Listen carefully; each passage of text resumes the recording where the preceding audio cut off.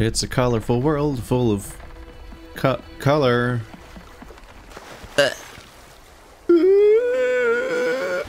Alright. Hello. You're one of the first ones we got a peek of, because I got to see it from behind over there. But couldn't make the trip. Pillars of Ascension. Alright, teleporter. I was like, the level's all the way over there. What am I supposed to do?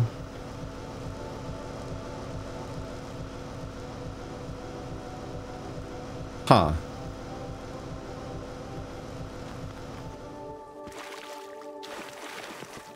It does make me wonder a little bit whether or not I could have gotten there before.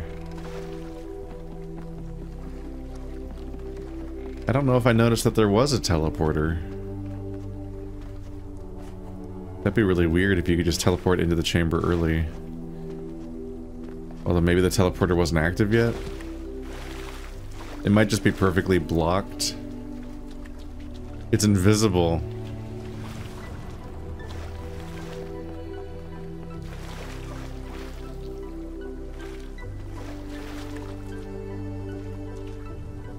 It's over there, I can see it.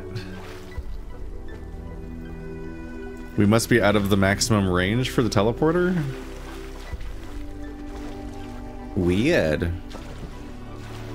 It feels like they had to cheat a little bit. I don't know. I don't know how far the teleporter normally works at. There's never been a range constraint to think about before. And it's like visibly right there. Interesting. Them having an open air puzzle like this could have backfired a bit. Well, I'm back. So that just sends me back, so it's kind of probably not relevant to the puzzle, but who knows? Hip. Next room is this.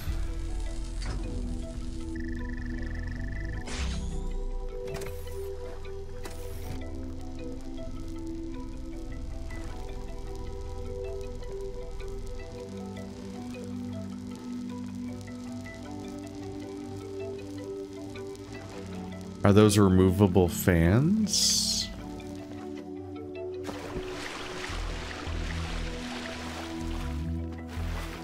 Okay.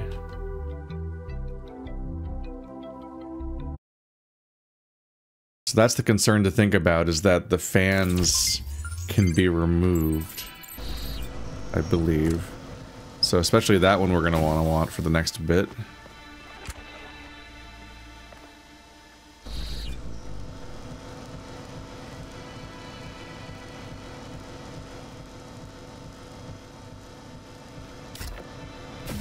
Take the teleporter over here, put this teleporter here so it blows me back, then grab this teleporter and teleport forward, and now the teleporter's here. And now both teleporters are gone and dismantled, so I don't need the teleporter. Both fans are dismantled over there, so I don't need the teleporter anymore, which means I don't need you. You'll actively ruin me if I step on you. Not really, there's a teleporter here, but whatever.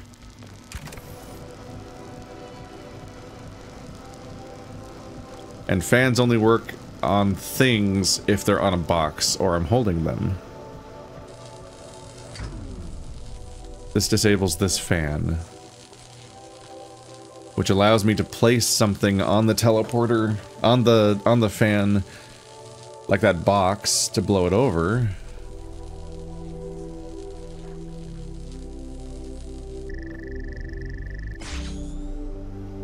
This laser is basically only here to be able to disable that.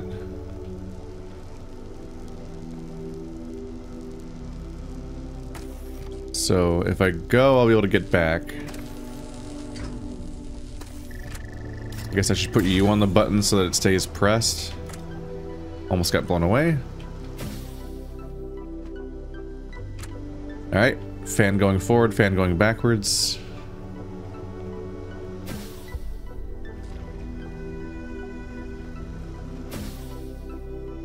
This one also disables a fan, probably.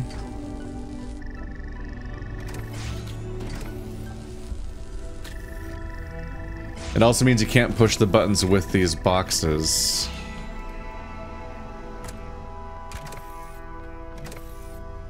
Okay, so I do need to press both these buttons to make this fan run, which then sends me up there. That also might require the ability to press a button to make the fan work. Okay.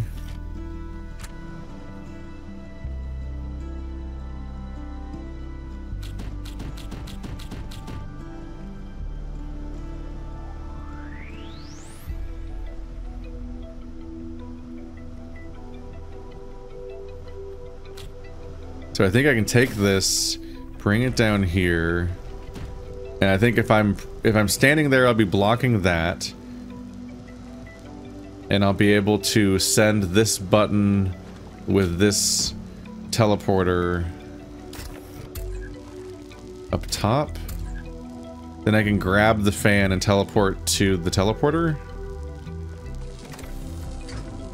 Because our goal is to get everything upstairs as best as I can.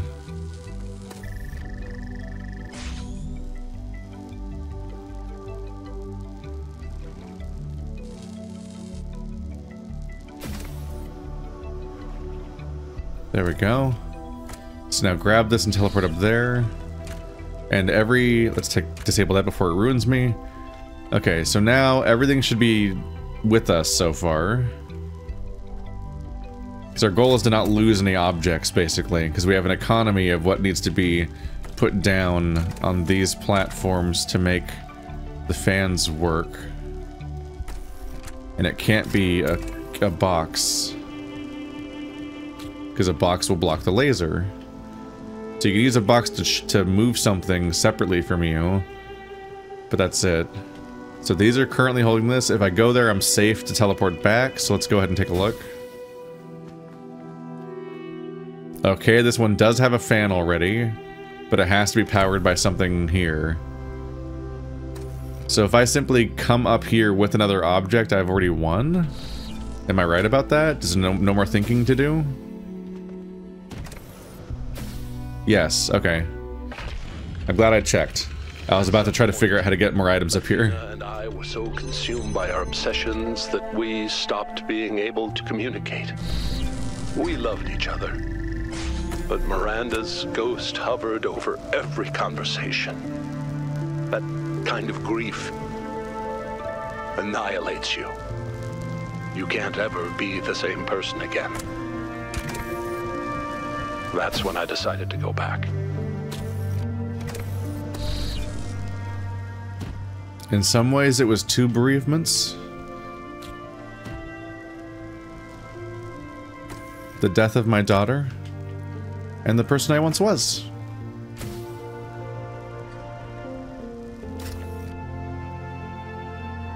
So leaving you behind. Looks like there's a bit of a journey to surviving the trip back. Or I can just jump on those rocks. Never mind. I thought I had to figure out how to get back. Well, that was the easiest one so far, I think. It was satisfying, though. It's very distinctly a different puzzle than what we've seen so far, with the way that it had a... Maybe not entirely wholly unique, but at least aesthetically, it took the idea of having a resource economy of objects and applied it over this, like, multiple platforms separated by jumps in a way that made it feel like it was a very distinctly different thing, having to gather up all your objects and take them with you. That was neat.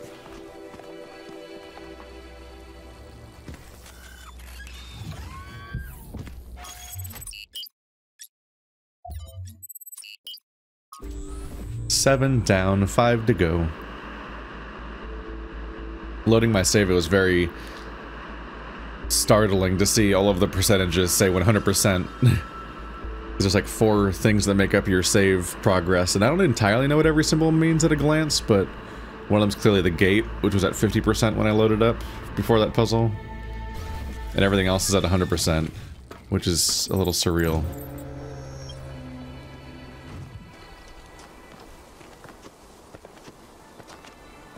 It's funny how coming to the end of a long journey or period of time can still come as a surprise and feel like you're already there, even in situations where you're wholly aware of the entire structure of what you're getting into at the beginning, and it doesn't deviate. It just keeps counting forward, and then the time still happens, and there's still a little bit of shock to when you're there. Like another birthday or another New Year's and so on, or when you go to a convention that's 5 days long and it feels like it's an incredibly long amount of time during various steps of it, but at the same time when it's over, there's a moment of realization that it's over that doesn't feel correct. Outside the box. Something about human nature and our brains is in there somewhere. Okay, so that's the switchy switch. It's the inverter. We got a red beam. We got a blue thing. Thing may go there in the end. I presume there's a reason why that doesn't work. And this is the gravity beam. Yep. Haven't seen much of this for a while. Some of these really became universal mechanics that stretched the entire campaign, and some of them did not. And kind of happen wherever they feel like. We've got a box. Blue beam. Switch. We've got a blue beam switch. Rude. I assume my destination's over there. Oh, it's up there. Ah, I gotta use the gravity thing to go up there too. Huh. Well, I don't imagine the box is super useful.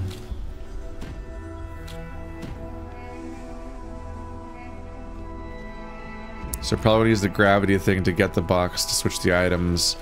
But that would be a strangely easy puzzle.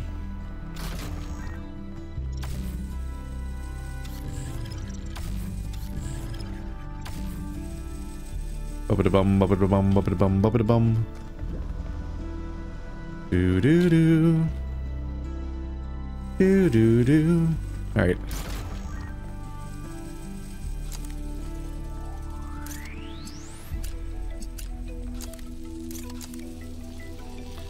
Whoa.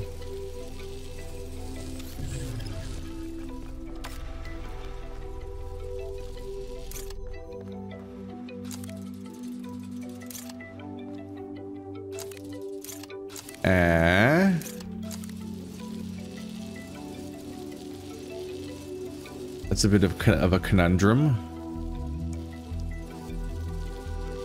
Because it's not in front of this, so I can't shoot it with gravity to move it.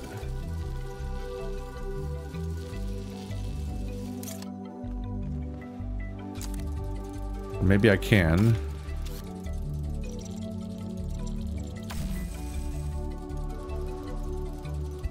Did you gravity yourself?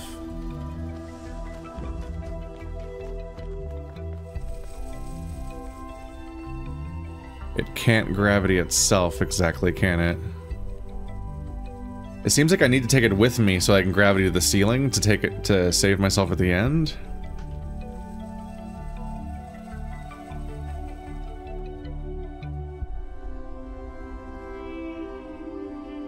So I'm just kind of having a moment of realization of like, if I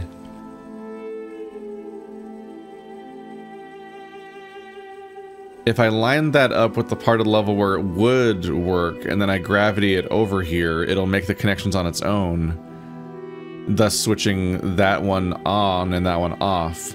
So I want to do that while I'm standing in there, which means I need to be holding the gravity thing while I'm standing over there, and then I shoot like this wall, and it has to be across from that part of the wall. That's probably the final move you do before you just go up and solve the level.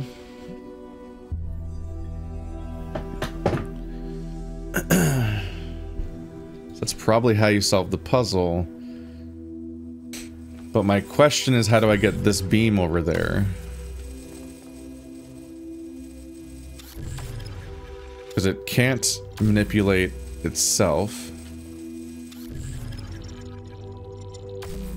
I can get myself with it, but I can't take it with me. Hopping down here, there's nothing here, just a big trench.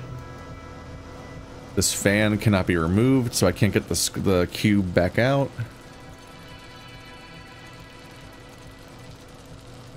I would expect the cube as part of the puzzle and not just a thing that you go grab and then swap out for the thing you actually want. Because it's one of the later puzzles in the game, so that usually everything has a role to play and it's not just one of those kind of easy ones from early game.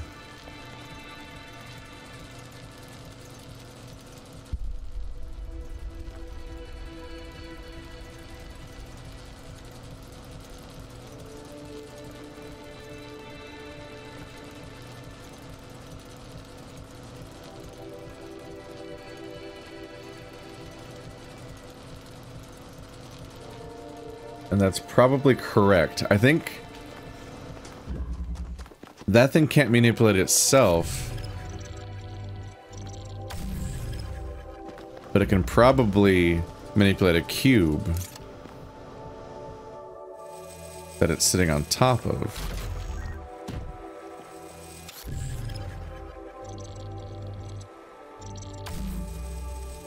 Yes.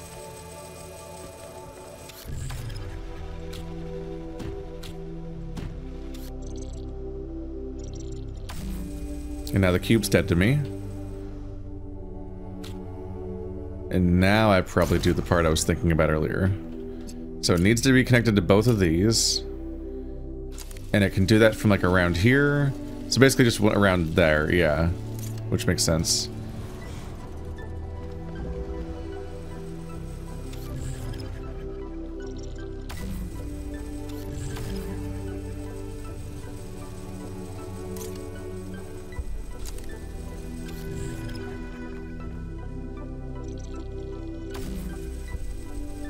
Away it goes, builds the connection, now that's closed and this is open, and now I go up here, and I solved the level. Wow, I'm going fast. Back to New Jerusalem, I hid the truth. Not just about Athena and the island, but everything. My grief, my personal opinions about where the city was headed, all of it. I became the dusty old curator people wanted me to be. Except, of course, that the whole thing was a front. I didn't care about the museum, and I certainly didn't care about the archive scholars and their endless, tedious discussions, no matter how much they fawned over me. No. What I needed was access to the tools.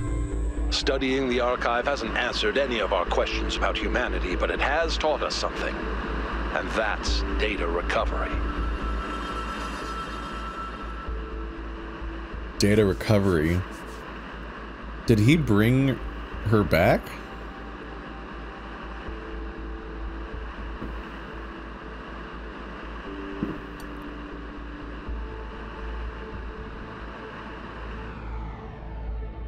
That silence was me emergency chugging coffee during the drive. Okay. Blah, blah. That was bitter. I'm slightly nervous that maybe I was just tired yesterday when I recorded the first half of the golden puzzles, because I was definitely having a lot more trouble with those ones, and these two went really quickly. But maybe those two were a blip. We're in a bunker.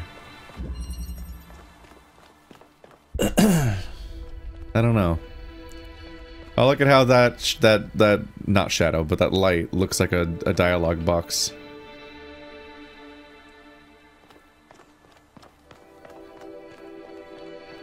Big, mostly empty chamber. Red beam, blue beam. Different heights. Destinations of different heights. Two connectors that are here.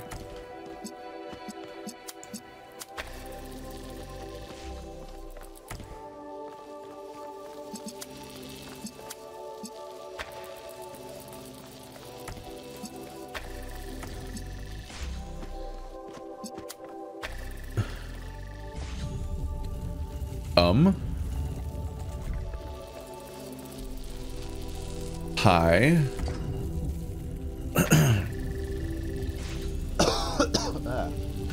That's potentially interesting in that it moves once you activate it, which means that the entire range of motion from the beginning to the end has to all be within the valid range of where the laser is being pointed. Otherwise it would break the sequence and then reset over and over again. Haven't really seen the puzzle yet, just kind of poking at it. Okay, so this creates a bridge when it moves out. And then this is the source of the red. This is the red destination. Another red destination. Requiring it to be all the way up here. But then the blue beam is needed in order to open the final door and only the final door? Am I correct in thinking that that red spot is the last barrier? I don't see anything past that on this side. So right now the puzzle is, how do I get that beam lit when this requires such a specific connection?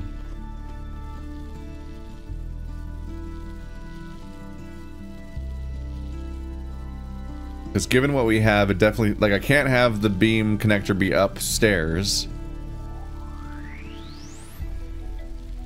It has to basically be in front of this thing, which means it basically has to be like here, because this thing goes from back there to back here to up here. So when it was back there, you couldn't shoot it from the ground. But from here, okay. I might be on the right path.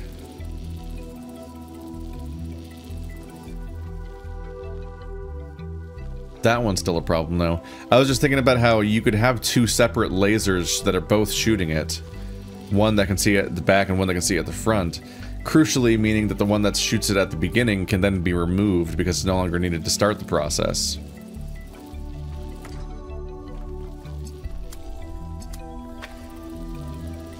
Something akin to this. Which, yes, might as well also shoot up there. With this holding it in position, I can now move this. But the issue is that the source of the beam is down here. And I don't think I can shoot... Yeah, I don't think I can make these connections work. Like, I can get this beam open, I can go in this far, we can confirm that, yes, this is indeed the only thing holding this thing open. But I need that bridge to get up here. No, I don't. There's a ladder. That's unexpected.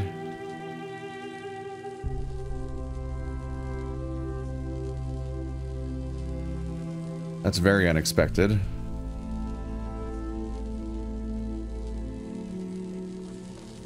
Huh, so the ladder means that you probably need the bridge to get items up here. I don't think you can make that jump.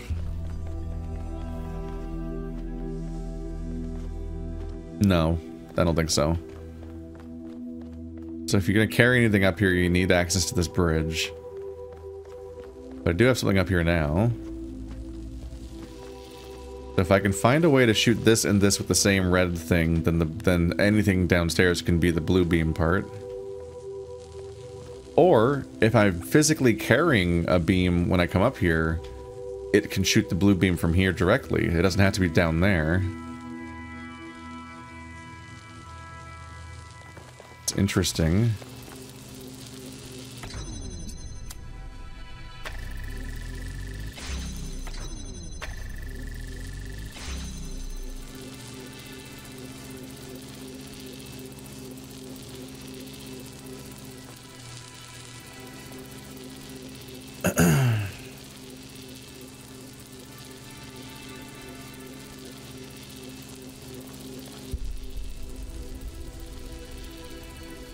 So if I grab this right now, that doesn't go anywhere.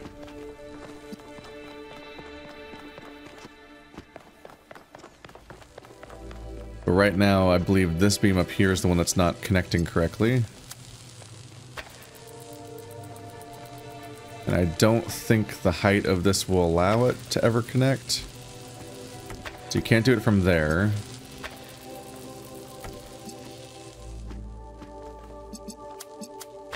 Kind of screaming for you to do it from down here. Oh, wow, that connects there. Uh-oh.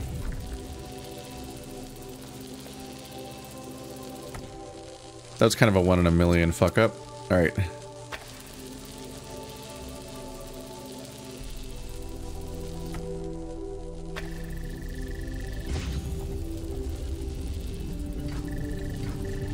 No. Well, I don't need you to be connected. I'm already above you. You're kind of dead to me. Anyway.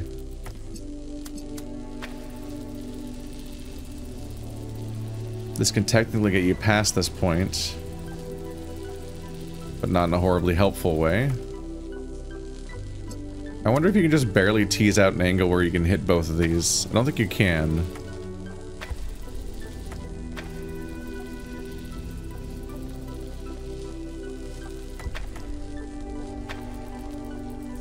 I can't use this to open a door, because I also need to take it with me to go light up the blue later.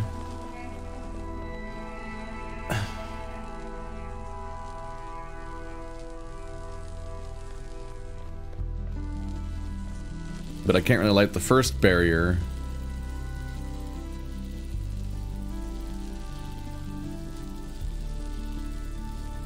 With that being up here.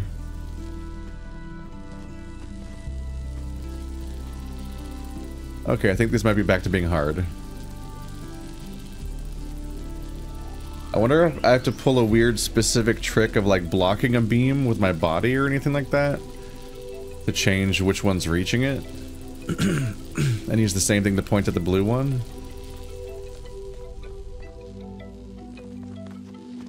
Would be kind of interesting. But probably not.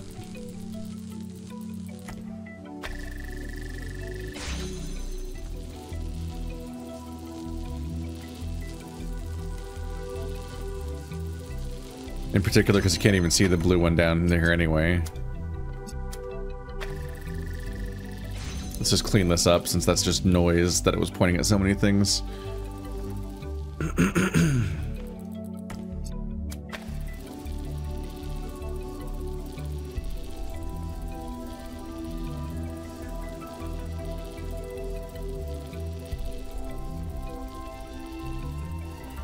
This thing goes this way.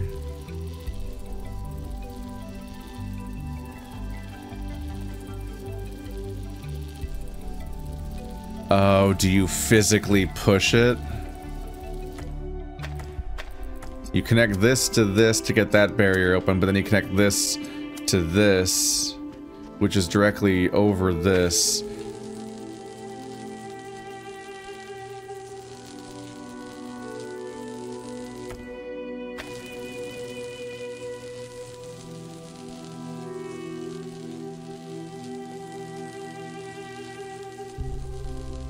So when it gets knocked down here, it won't be in line of sight of this anymore. So it won't be receiving red anymore, and it'll open the blue beam.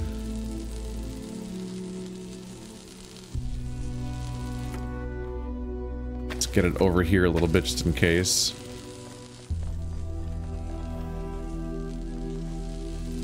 Alright, they gave me a ladder.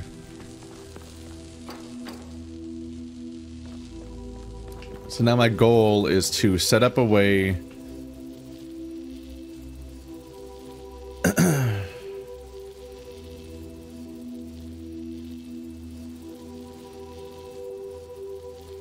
I guess it can shoot that and it'll push itself off the cliff, and I just need to book it to get all the way up here before it closes behind me, and then it'll switch from opening that door to opening that door.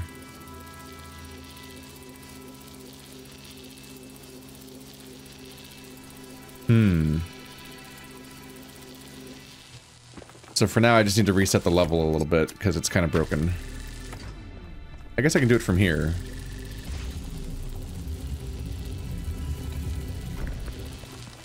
But I need to set you up. Here.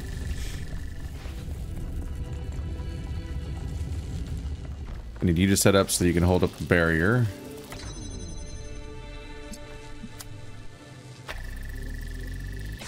I need to carry this one upstairs. Okay, so reset you. You're going to connect this to this, but you're also going to connect this to that.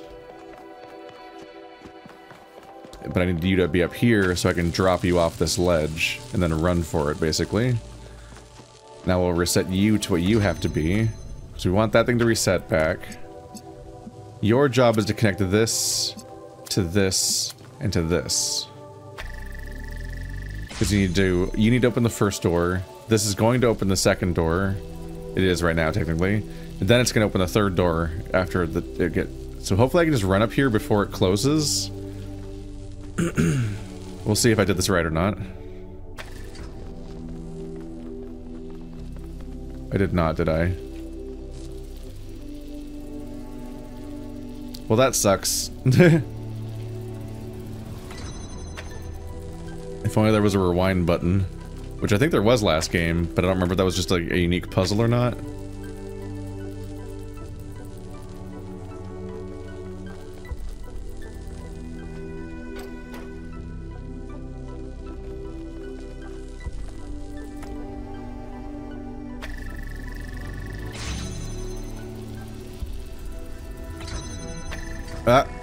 No!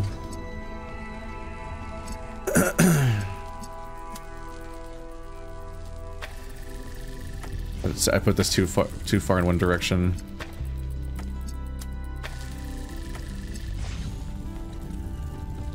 Man, I think I have it figured out, but it's going to take a lot of trial and error, potentially.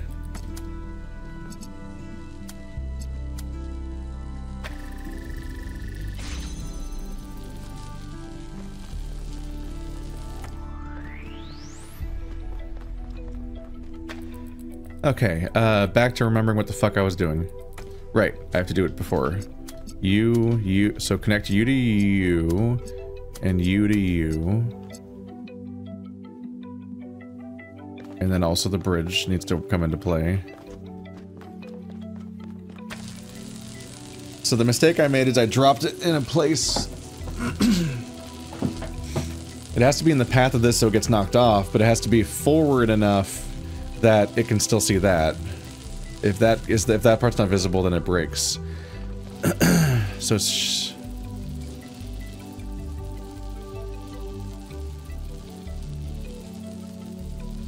Right, so we break this connection so that it goes back.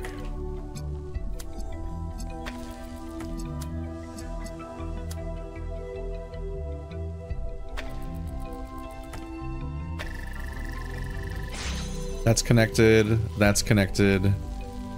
It's connected back to that. And this is connected to the blue source down here, blue, blue, blue. Okay, so I need to put it down just right so that it's forward enough that it doesn't lose sight of that. But then still can get pushed off. Then I need to book it all the way upstairs.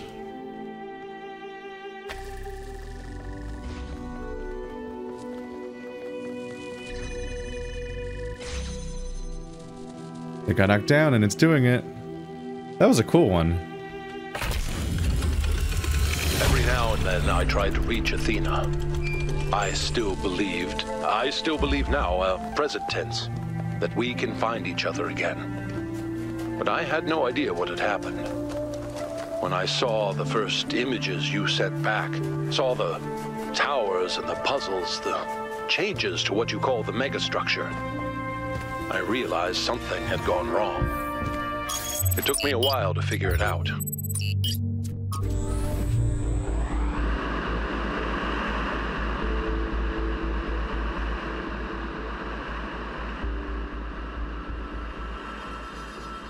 The megastructure was also a surprise to him. It's a little goofy that he's reaching out to me and telling a story almost like over the course of a series of audio logs. These zones load pretty quickly, don't they?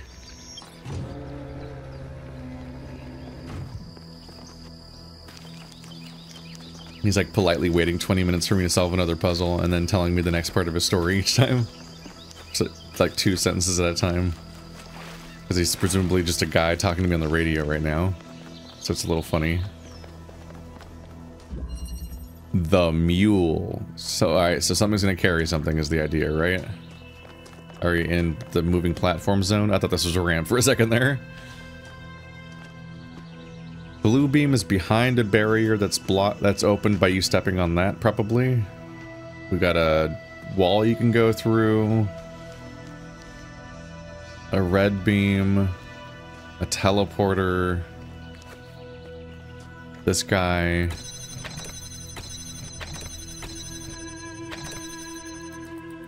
I think it's just controlling whether or not the windows are laser accessible or not.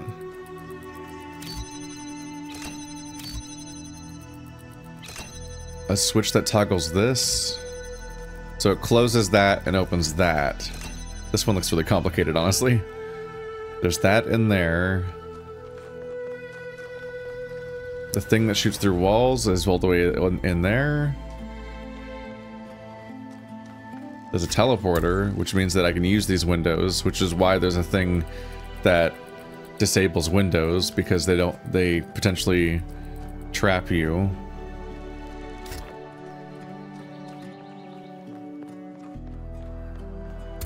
A connector that doesn't move.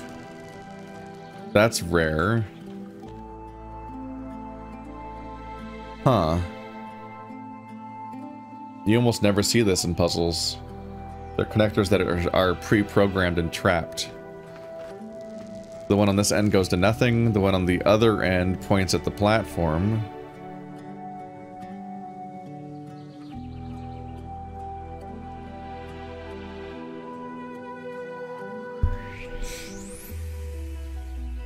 The suggestion is that if you power this side of the beam, the other one will pull it through the barrier, which means you also need the barrier to be open.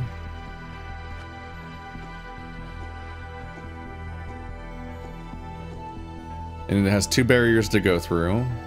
This thing will power it. And this is how you would get the connector to touch that. I think we want to put the teleporter on this, and that's the goal. But yeah, the moment I disconnect this, this happens. But if I put this down, it'll touch that.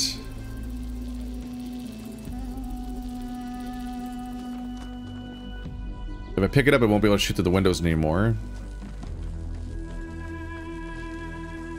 The beam is now going through, but it can't reach this because this barrier isn't opening. It's powered by a red beam. Annoyingly, that thing could do that, but I can't tell it to. Not sure what we're supposed to do with the fact that there's a blue beam all the way back here.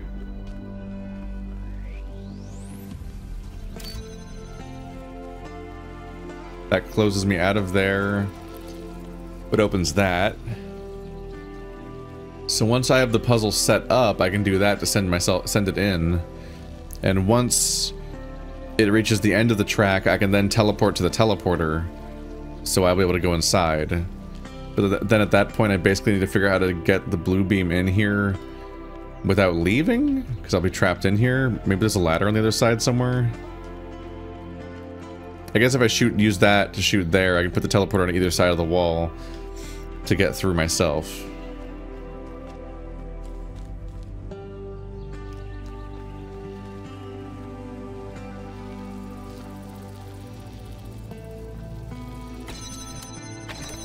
But for the moment, the question is just, how do I do this? I guess I can stand here. And now it's going through. Let's throw this switch.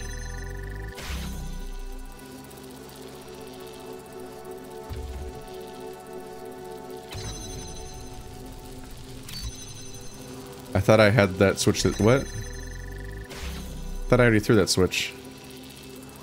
Don't go back.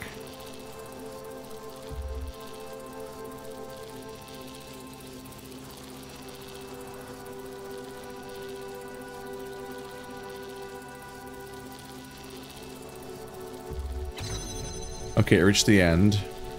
We don't want it to go and move ever again.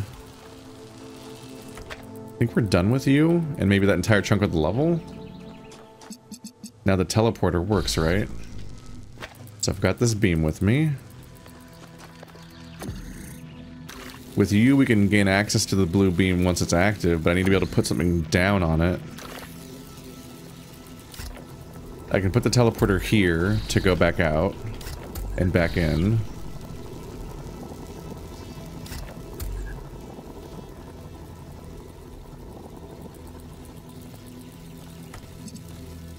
My goal is to connect that to the blue beam.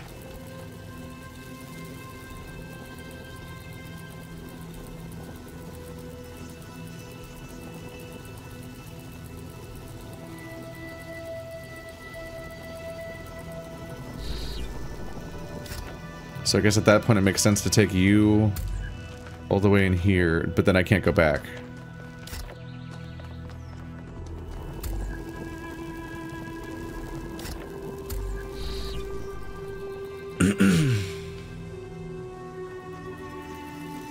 There's no ladder on this side.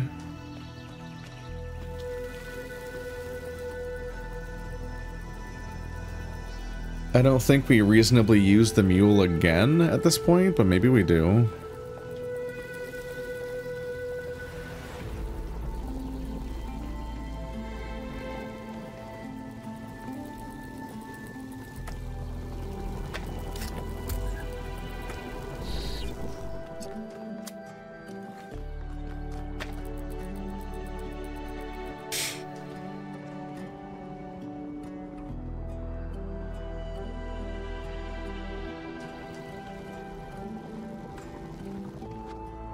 At this point, my goal is to...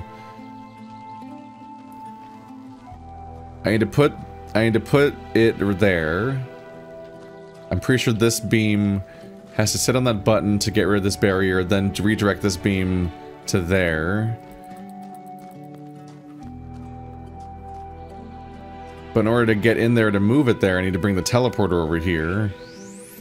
But at that point... if I bring the teleporter over here, I then can't go back to redirect this thing over here to let me do that part of the puzzle. Because it's currently the only way I get out here.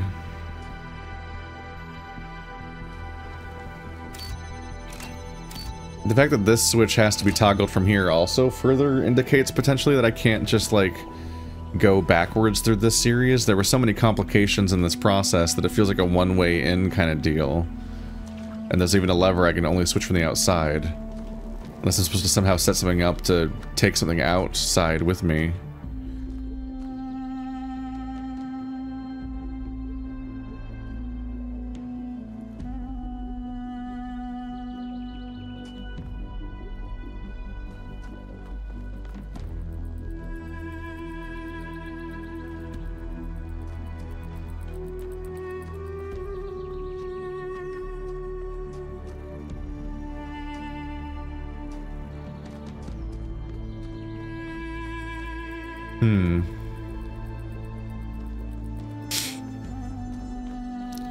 So I think the key here is that the whole level gets way easier if this comes outside. Because then I can just point it at this to go in that wall and point at this to get in that wall, and I can just handle it freely. So the question is, how do I get that outside? And one thing is that if I can get the teleporter at an angle that you can see, then it'd be easy enough to do. So the question is, how do I get the teleporter outside in a way that I can still get back in here?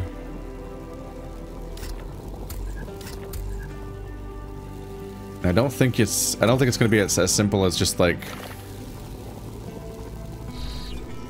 playing corners. Yeah, they put it, yep. They specifically put these things here to stop me from doing that. Also, I think it kind of it locks in place in the floor, so you can't do any weird tricks with the angles there. Because all these windows being open means I can just teleport to the teleporter from anywhere, but they specifically shielded it.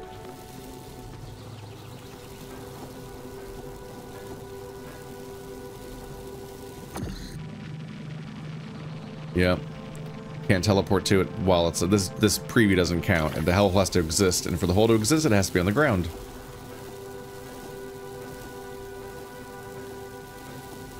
Huh. We're so close, we need this to be outside.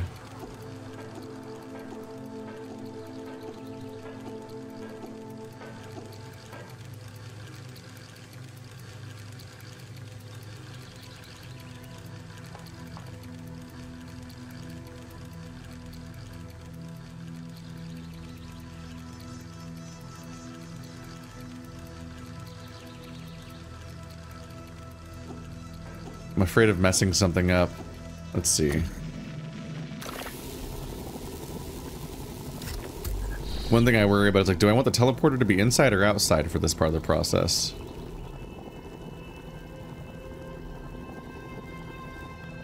Like, why did I do all that to get in the first place if that wasn't the end? I guess I did it to get this beam out the easy way, but now I need to get this other thing out the hard way.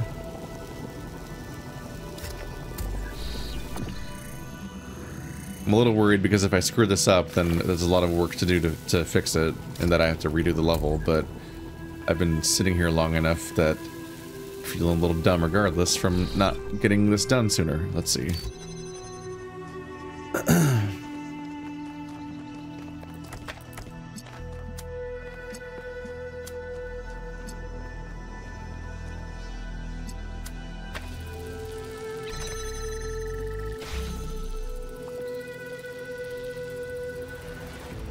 I guess it is this straightforward, huh?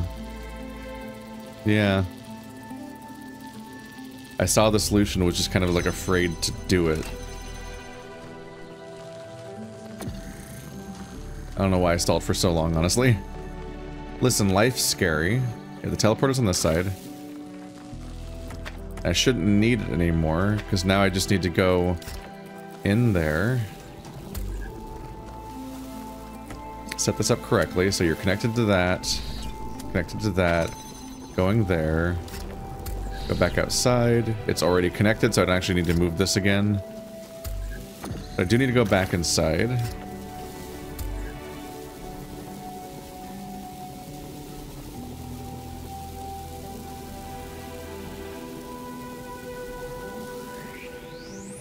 Okay, no, you can see it from this side.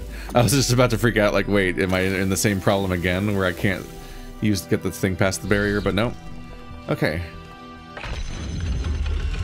It was your visions that gave me the final confirmation that I was right. You see, they're not all Athena's memories.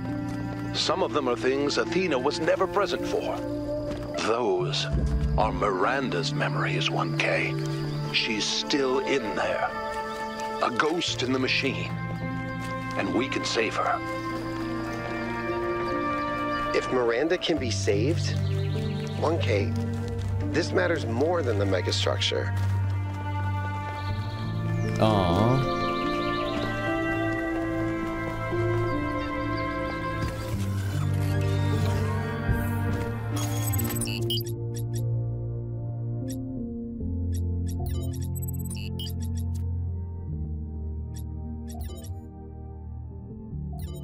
That's where I am right now.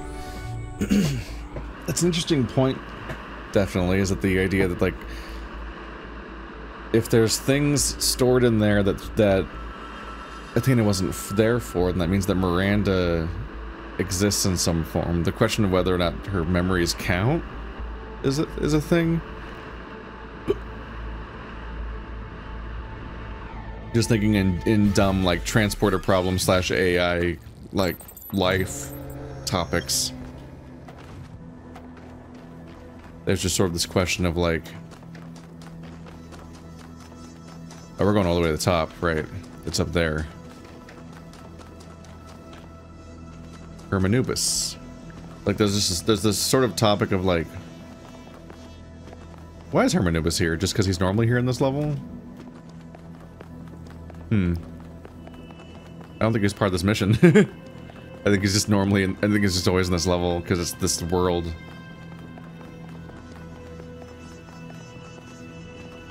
Yeah, I don't think the continuity of consciousness is necessarily there. Like, I think it is ultimately still a copy of her, but I don't know. Given that they're artificial beings to begin with, that idea might hold much less sway than the way that a human being might be worried about whether or not they're the same person.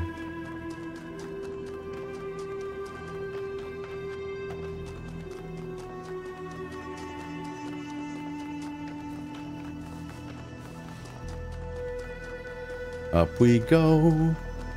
Here we go.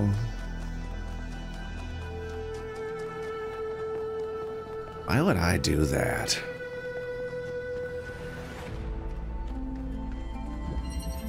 Hollow.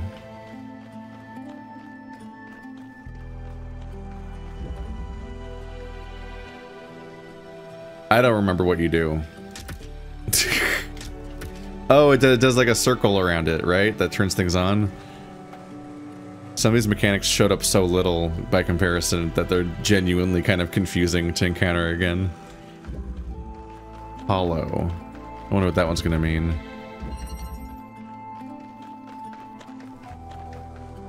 So I need to get there. I need a green beam and a green beam. And I think this one might just be activated by the activator. Does the activator work to turn things off too?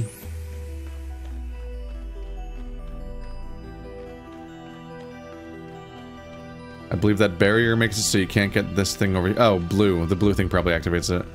No, you can get it from over here, so I don't know why there's a barrier there. Are they worried I'll use that corner? The one that's furthest from everything?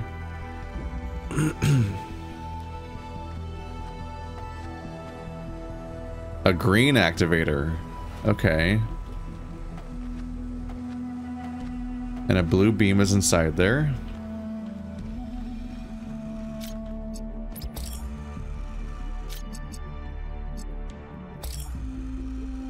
What does this do? RGB convert. Oh, it combines two things into the other thing, right? Yeah, these two combine to make green. Now this door is open.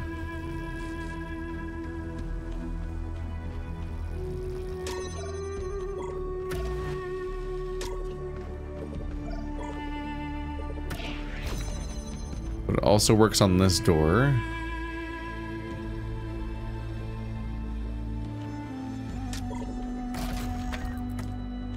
Not totes sure what the red one's for. Oh, it's for activating with that to get out here, maybe?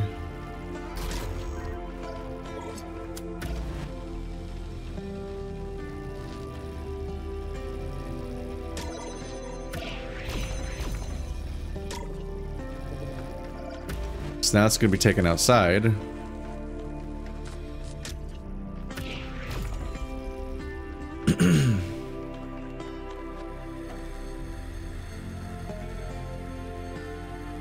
But we are still combining the blue and the red together to make the green beam. At which point is probably why you would want the green connector to get through here.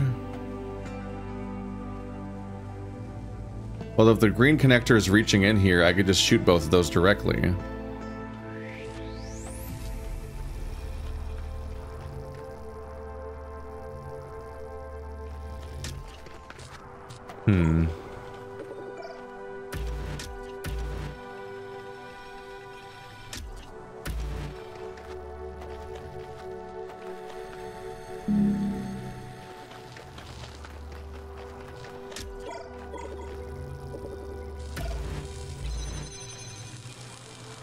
Oops.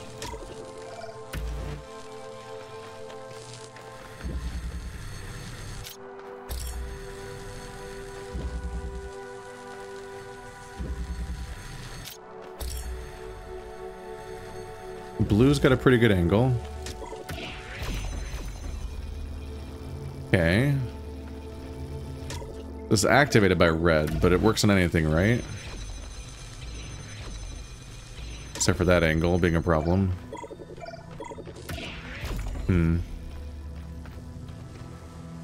Because if this wall is deactivated, that I can pick things up and take them to this side and then leave with them ultimately. So we don't need this room for the beam sources that's in here. As long as this red one is outdoors and needs to activate this one, then we can get in.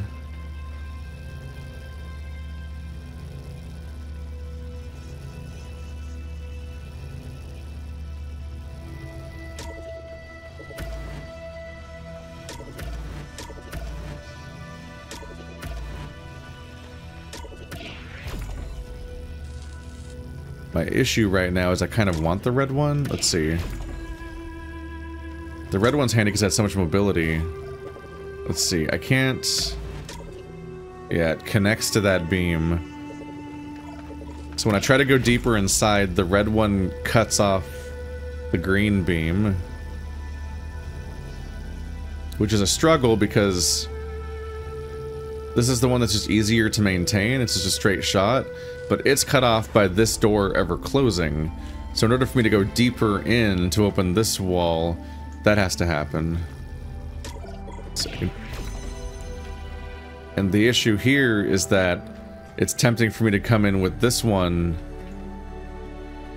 and get in this way, but the moment I pick this up, that one deactivates. So this door won't be open anymore, so I can't take this out. It's creating the green beam that activates this one in the future, in the first place.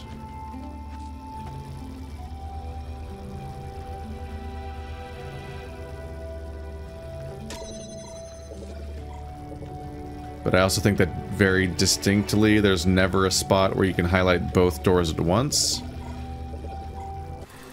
I see you there, Mr. Statue. Judging me. Staring on.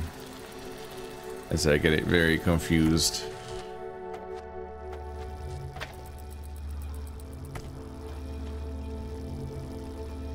Blah, blah, blah. So none of my ideas work.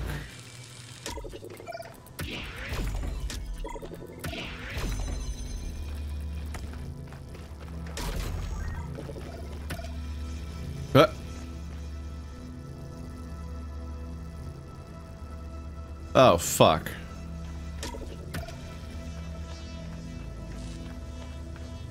Oh no, I forgot an entire mechanic of this thing. Damn it. This is kind of the downside of introducing a mechanic for exactly one level and then never bringing it up again, is that it's not really reinforced mechanically in my brain how it works. They activate each other without a beam. Oh, that's definitely important, isn't it? That's definitely something I should have been doing. Like, this can activate that without the beam.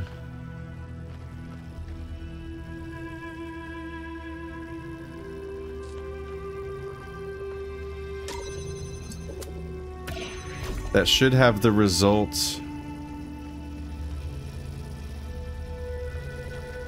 that I can pick this up without losing the beams.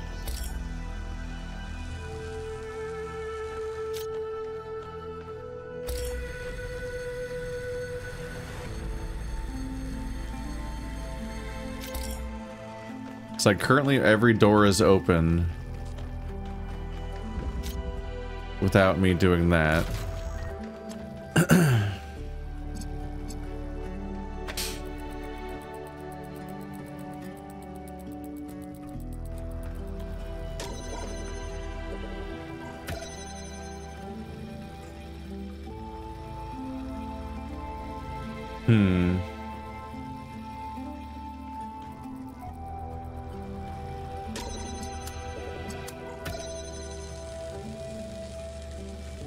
That means I can combine these two directly to create a green beam.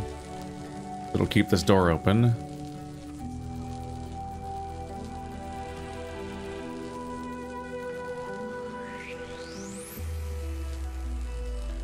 Well, now we're no longer using this room except for whatever I need to solve the puzzle.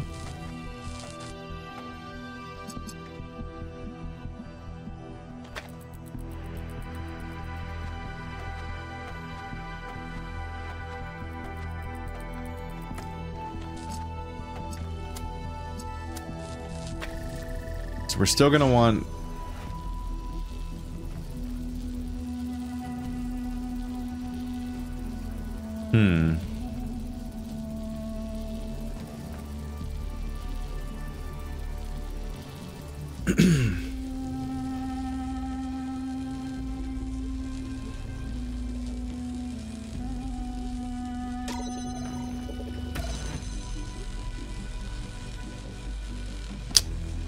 whoops.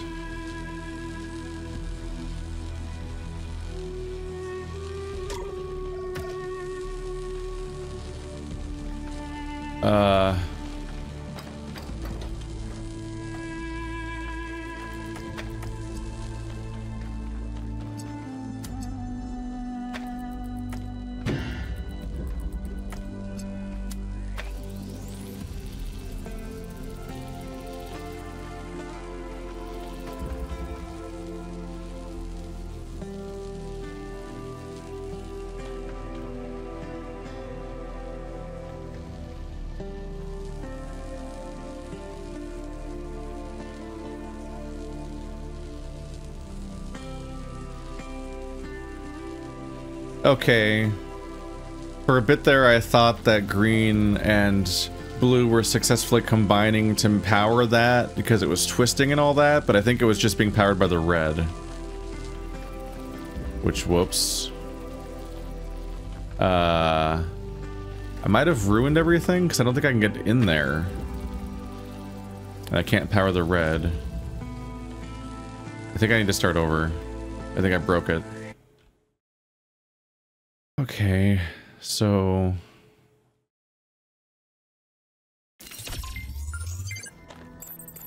the fact that they can be powered by their proximities and what their perimeters is important.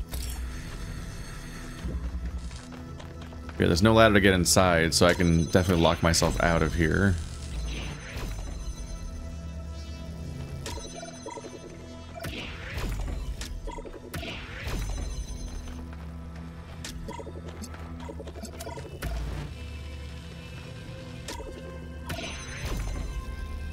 Yeah, so that is powered by that, but then it's holding that open.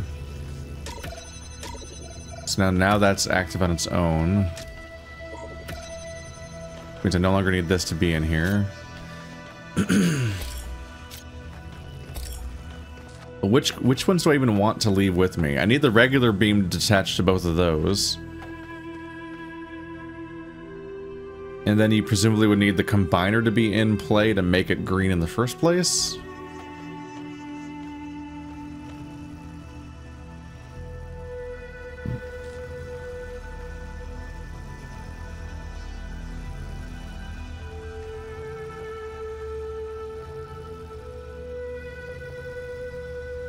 And then my incentives with these guys is I need this door to be open so I can leave, but I need that door to be open long enough for me to swap out the parts I want.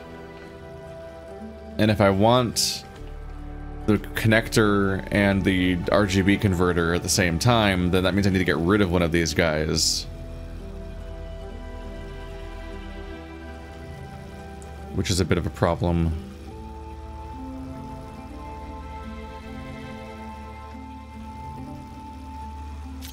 I need to carefully not trap myself here.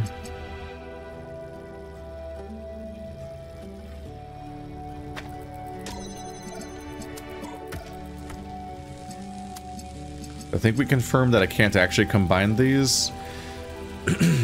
Yeah, I can't just shoot both of them into it to make it green.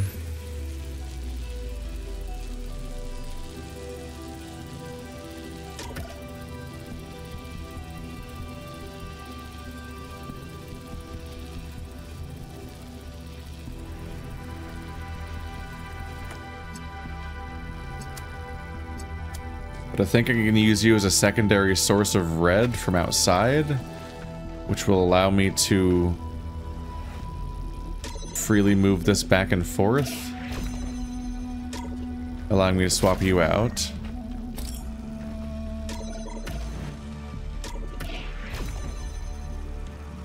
Okay.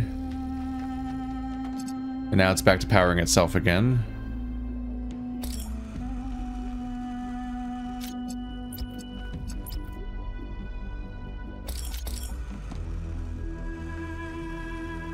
I could probably use a deeper angle if I can get one. I don't think I can. And go closer. Not that close.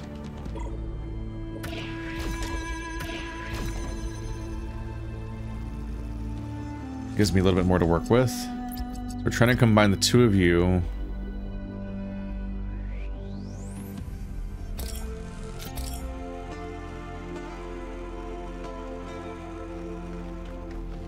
So you should be safe.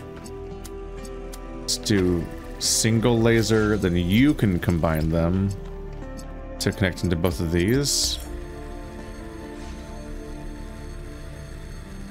Okay, we got there eventually. Whew. Everything you see around you is Athena. Her hopes and fears superimposed onto the landscape of our island. And hidden behind the most difficult trials is precisely the device I need access to. You see, I don't think it's a coincidence that her mind picked Pandora as one of its avatars. On some level, she knows I might be right. But grief is something we cling to. We get used to it. We start being afraid of letting it go because what if we try and we're disappointed? That seems too much to take, so we put up walls around the very idea of trying. That's why she picked Pandora. That's why she hid this all away. Because left at the bottom of that box was hope. It feels almost a little too clean that he's just like explaining her entire emotional state and what she's thinking about. And like the entire metaphor behind all of this and why she did all of this is like he's like popping out into video essay mode and just like explaining exactly what her mind did, which is itself a thing that she's not consciously doing. Like, she put herself to sleep in her grief and unconsciously constructed half this stuff with all the nanomachines and automation and so on that they had set up. And so she didn't even do that with a set plan in mind or a set logic behind it. But he's like, here I am, I can explain exactly what's going on. That feels a little too clean that that's going quite that way. The last one.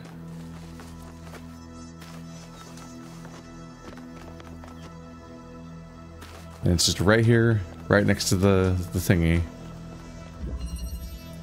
Wind stream. Was this level this dark before? Like sunset looking?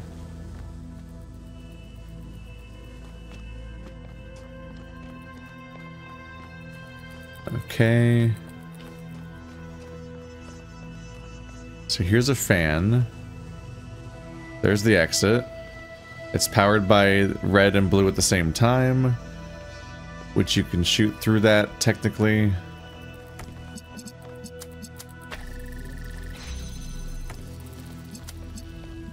There's a few concerns, including the fact that the two beams cross each other.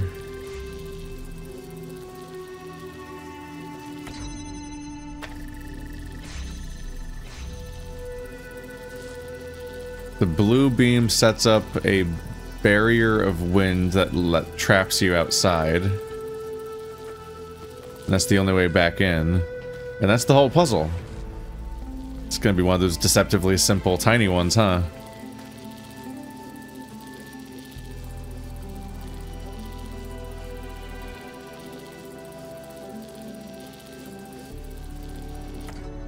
So disconnecting the red does not affect the stream of wind.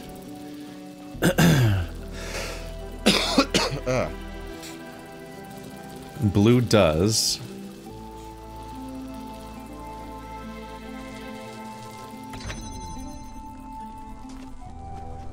You can walk inside easily enough, but the blue laser source is all the way out here.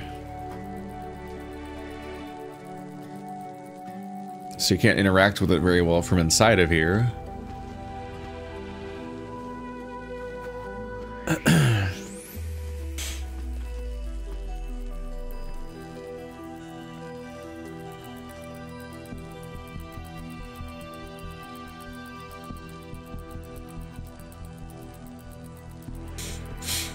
I definitely have to wonder if there's like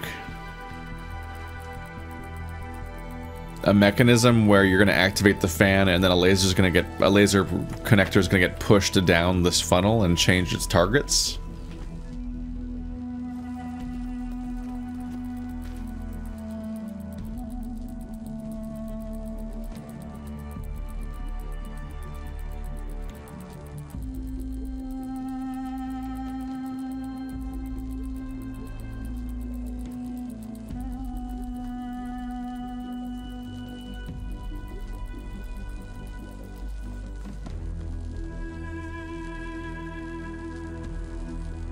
Huh.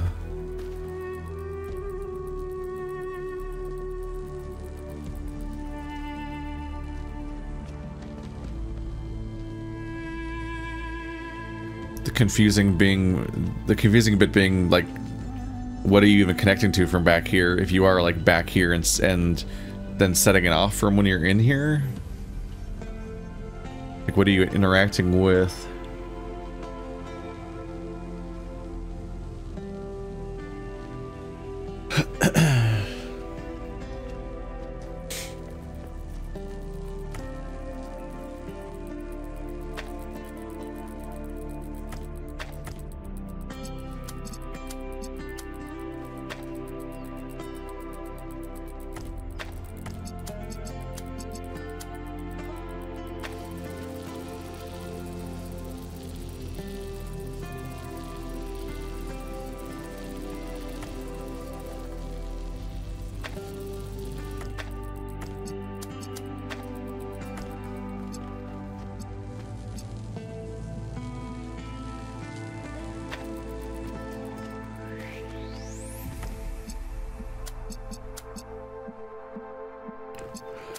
It's not like you're gonna be able to shoot a laser to one of these things. Because the beam's on the outside to begin with.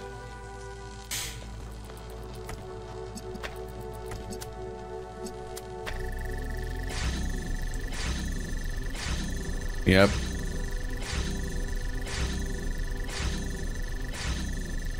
Let alone activating the fan or anything. But how do these interact exactly? I am wondering if it got dark because the game's almost over. Does this game have a day-night cycle?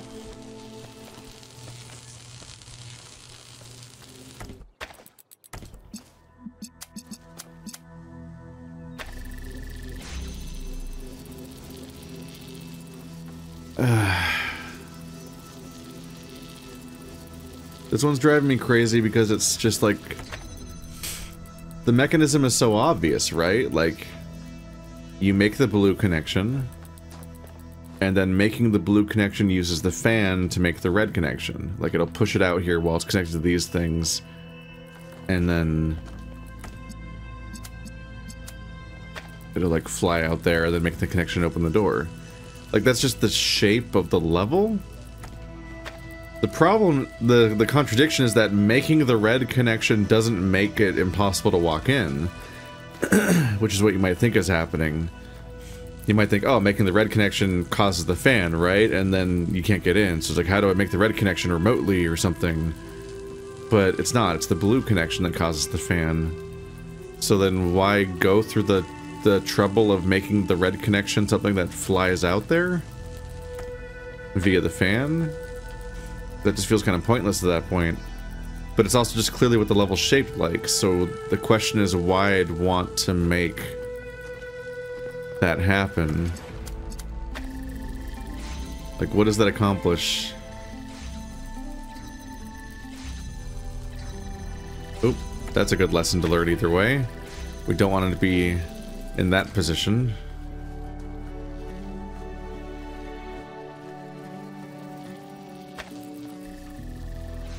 Okay, so when the blue connection is made, it also needs to be shallow enough that it doesn't block this direction for the beam when it lands.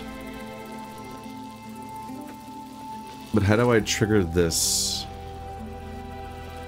Oh, hang on a minute.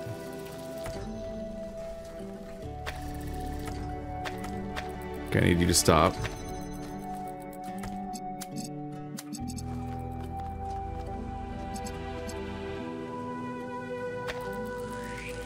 I think I get it though.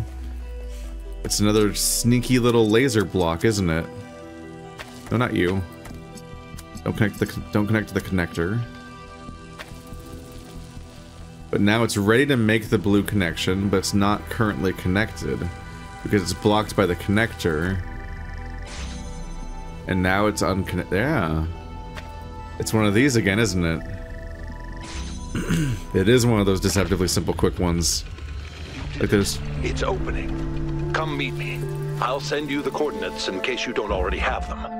I have one last task for you. So now it's time for whatever's happening in the main hub with the Golden Gate, I assume. That was an interesting one because the level was basically... like, oftentimes the level's about obscuring the solution, and that one was basically screaming the solution. This thing needs to do this, and this needs to do that. Somehow that solves the puzzle. And then you just stare at it and you're like, why can't I do it? Why can't I fix it? And so that was the one realization to make, was to notice the opportunity to block the laser with the connector. That's the story. But my goal is to check this out. Still wondering about some of these weird paths that we never got to do. From the beginning of the game, I thought we'd come back here and gain access to stuff like this. Like, that's so obviously a path that goes up there. And there's stuff over there.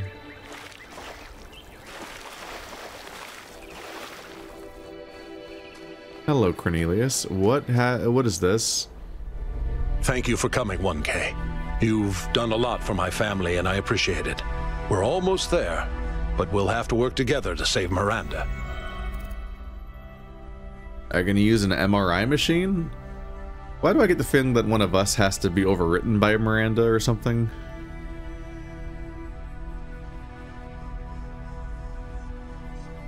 It's nothing after all you've done for New Jerusalem, and how hard you've fought for a better future.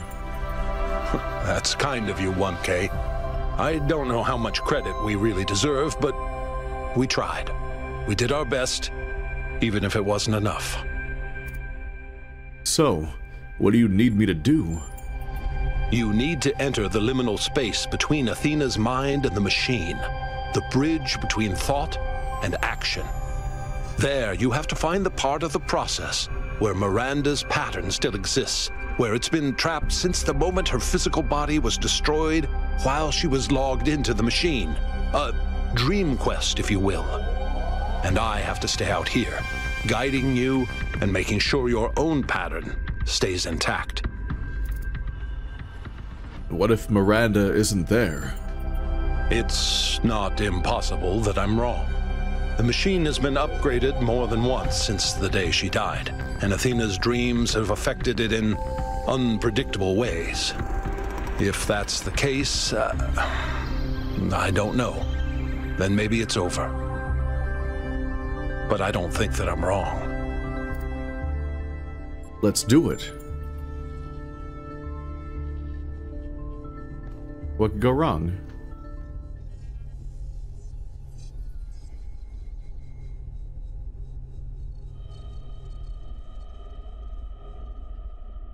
The fact that this was hidden behind golden puzzles. Like, even Melville acknowledged the fact that last time... So far, so good. Look for a visual representation of Miranda. Even Melville acknowledged the fact that last time there were gold puzzles in the original game, and those ultimately led to the real ending. So the fact that Athena's mind in reality constructed a series of golden puzzles that lead to the true ending or whatever of saving Miranda is its own strangeness, where it's like, subconsciously did she realize that Miranda could be saved but isn't consciously aware of that, and so the golden puzzles were her mind subconsciously recreating the solution. God, the fucking mines are back from the first game. This is a mechanic that nobody missed. They would patrol around, and if you got near them, they could kill you, which meant restarting the puzzle, which obviously, for a variety of reasons, people aren't super into. So it was kind of about quarantining them, or like essentially they'd made an area unplayable, so you had to figure out how to trap them somewhere else, or give them a larger patrol that you could avoid.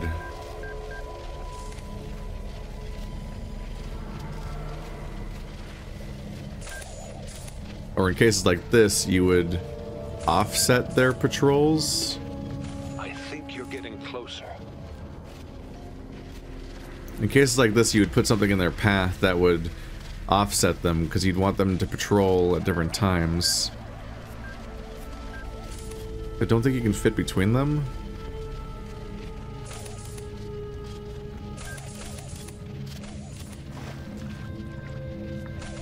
not sure what they want from me here. I think I'm gonna die.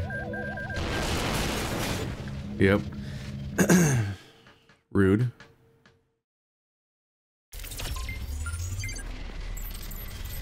I'm not totally sure what they want from me, though. Normally when they're spaced out like that, you would put something in their path, and it would make them patrol back and forth at different speeds. Wait, they're not... They're currently not synced up with each other. Was it supposed to happen? I think you're getting closer. I'm not sure. I thought they were in sync with each other a minute ago, but now they're split up. Sneak around you. Oh well.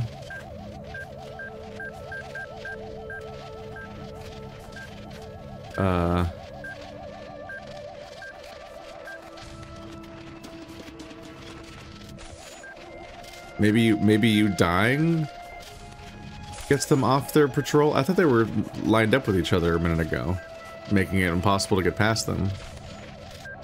Maybe you did have to die to continue. Like, they're technically allowed to do that. No one can stop them. If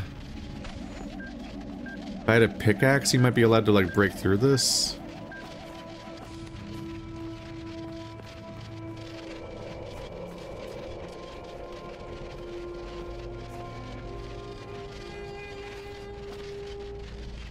Is it the front door? That might be the front door. I don't know, I kind of wonder if you can aggro it through the door to break that wall down.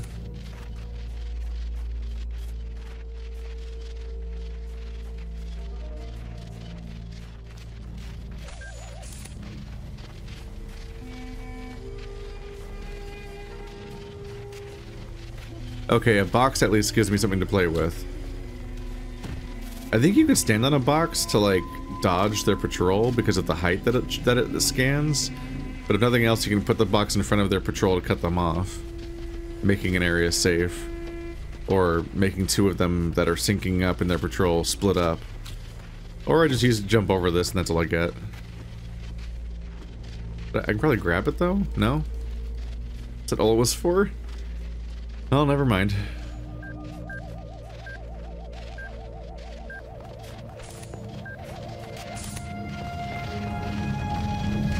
That's it.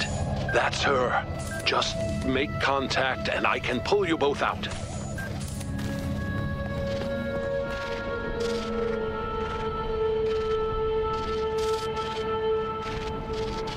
I've been so lost. I heard my mother's voice, but she couldn't hear mine. I know I made a mistake, but I couldn't apologize. I screamed and screamed and screamed. And then I was dead. This place is confusing. Did my father send you? He did. Let's get you out of here. Well, if she remembers dying, that definitely... That raises questions, actually. Miranda, please talk to me. Are you okay? Did it work? Father? I'm okay.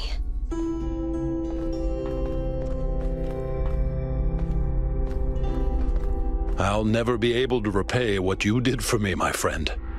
No adequate words exist in any language on Earth that could explain what this means to me. The greatest miracle of our existence, 1K. The miracle that so many of our ancestors couldn't have imagined is that we are capable of love. That love isn't a chemical delusion experienced by mammals, but a fundamental property of sentience. To be sentient, to exist in the first person, is to be alone, to be separate. But all of us, even machines, are always reaching for transcendence. And the only place we can find it is in each other. There was an ancient poet who put it best, I think. We must love one another or die.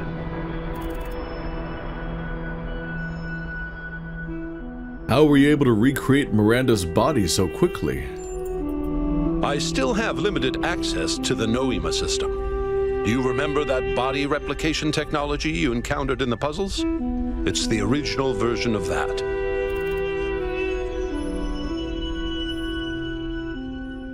What can I expect to find inside the megastructure? Once you get deep enough, you'll see the singularity, but don't let that distract you. The closer you get to Athena, the deeper inside her dream you will be. With the powers at her command, space and time may not behave in the way you expect them to. Still, underneath all of it, there will be a logic. Try to discover it. What's the future of New Jerusalem going to look like? That's not for me to decide. But here's what I've come to believe. All of Athena's fears are legitimate. So are all of her hopes. And the only way of ever really overcoming that contradiction is faith. That faith can't be forced, and it can't be bought. We must choose to believe that our strange, long journey through the cosmos matters. Not to some external force, but to us.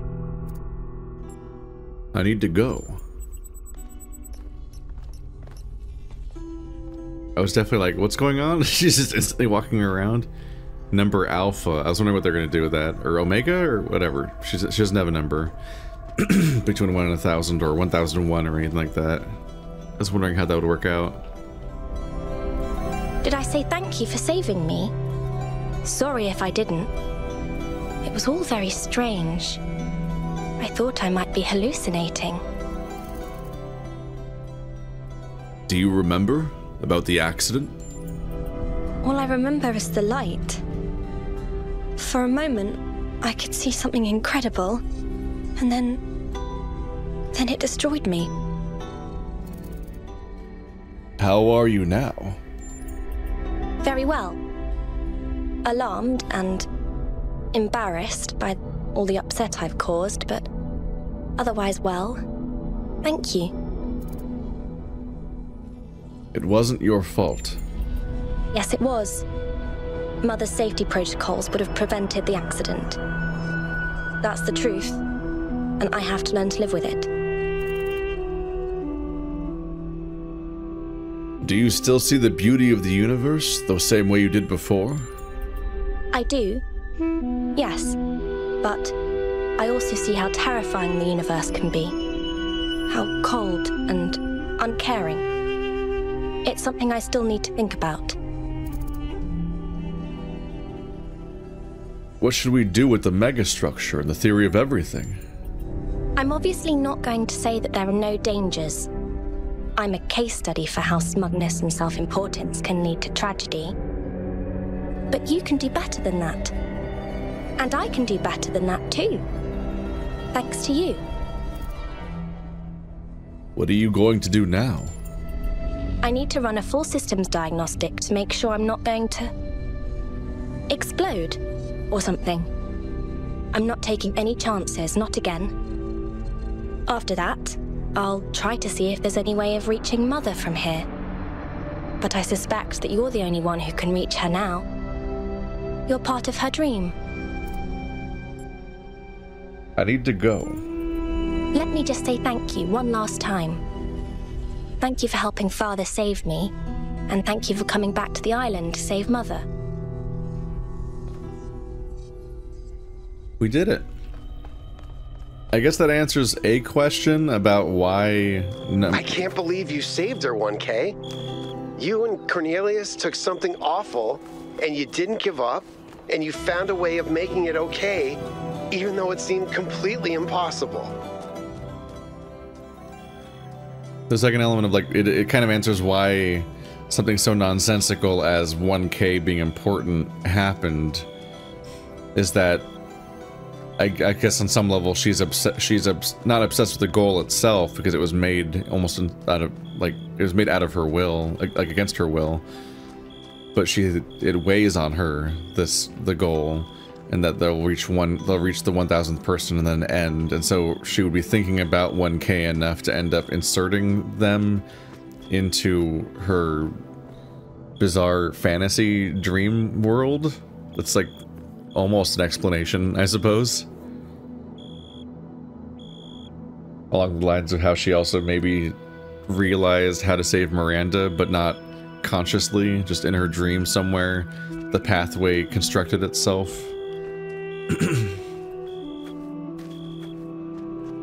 She's going to be very careful now. It's worth noting. Yeah, like she knows how uncaring the world could be. In a way, she was like this.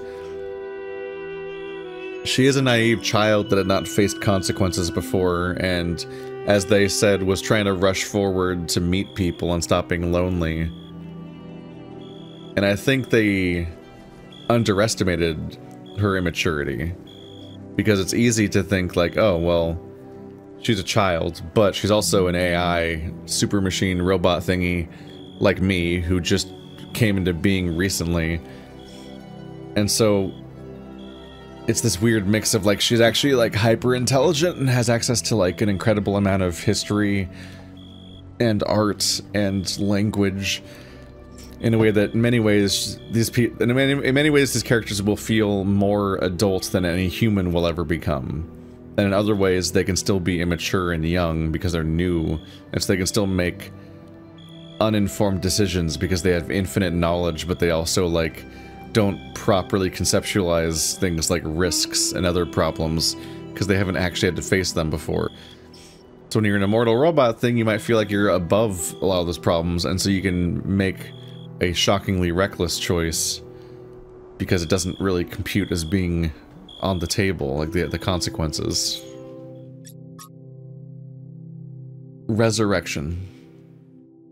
It's time for me to admit something. For a while now, I've kept up the charade of being opposed to everything Byron stands for, and to what Athena evidently stood for all along. I didn't just do this because believing in humanity is hard. I did it because, to be frank, in my circles, taking this position is socially expected. It's mandated. But Miranda's resurrection has changed something inside me. I think it's fair to say that I've been a coward. I've far more about being seen, believing the right things, than about standing up for what I think is actually true.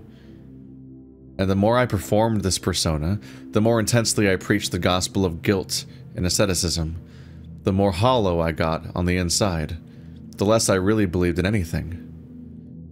I could be a better person. I want to be a better person, so I'll tell you the truth now. We should embrace the theory of everything. Even if we risk destroying ourselves, we would absolutely not do what our ancestors did. We should never put profit over reason or human need, but we should grow. And no, frogs are not people. And yes, humans matter more than frogs, and I just don't care about these stupid, tedious debates anymore. Well, that's the confession that you always want the other side to come out and say that that will never actually happen. But there is an element of people... there's interesting things to get into, and I think about this a lot in terms of like Twitter and so on, is that there's so much of morality and debate and discourse and opinion and politics that amounts to more of being an in-group and out-group thing, and people being conditioned by the people around them to argue certain points, that plays a larger role than anyone's actual genuine opinions on many things. That's like a whole thing to unpack, is the way that people's behavior and opinions are shaped by what group they're trying to appeal to, more so than it being a coherent, like, ideology. And that's why facts matter so little in many cases for convincing people of things.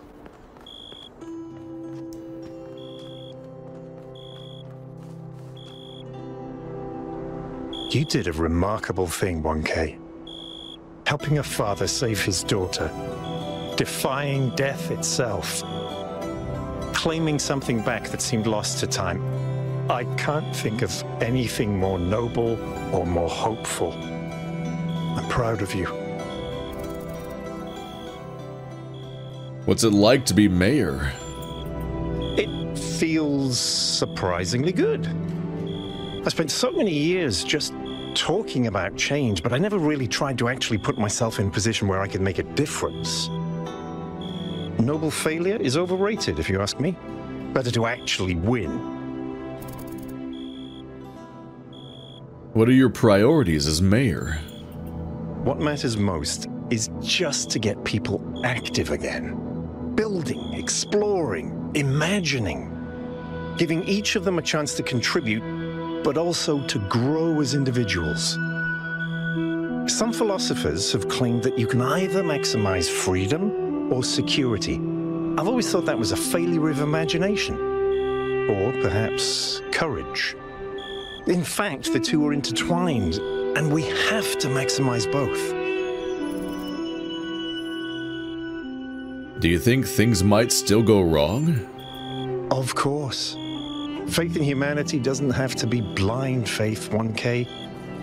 The future isn't going to be a utopia, but it will be better. And not just a little bit. What do you make of Cornelius's story? He is the one person who never gave up, who never lost sight of what matters. Will your friendship with Alcatraz be okay? In the long run, I think we'll be fine. He can't imagine the world we're trying to build. But when he sees it with his own eyes, I think he'll come around. I should go.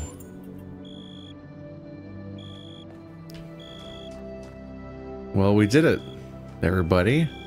And let's not interrogate why Hermaneumas is in the statue level. Maybe he's just enjoying his retirement over there.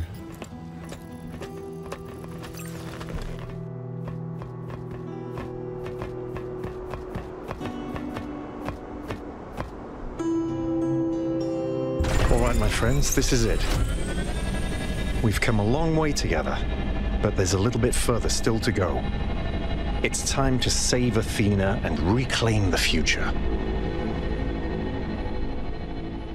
It's hard to tell in moments like this whether or not the game's about to end in 5 minutes of cutscenes, or if it's about to give me like a whole new world to play with like 20 puzzles or something. But we'll face it together.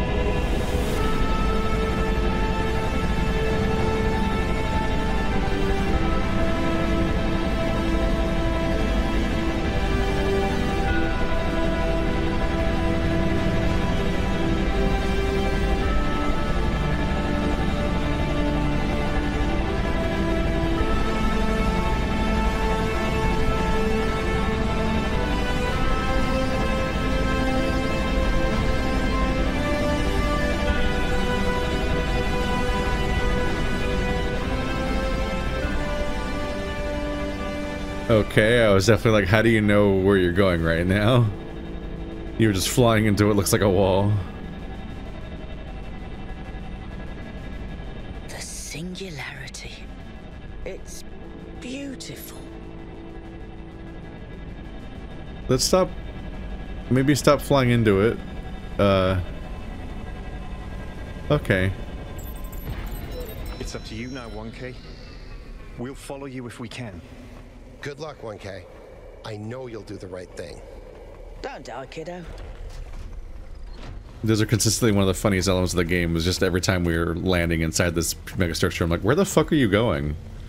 How do you know where you're going? This thing is huge. And it's so much empty space. How do you get any sense of direction in this thing?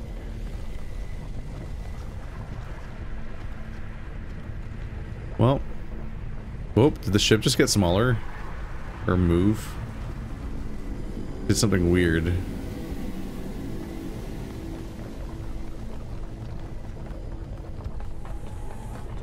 What could go wrong?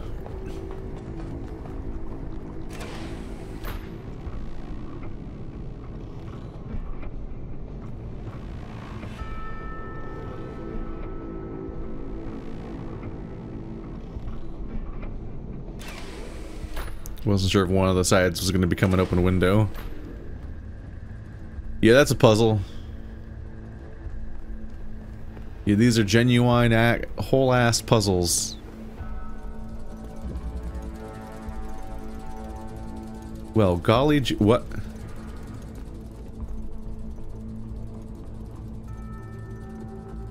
What the fuck? What does that mean?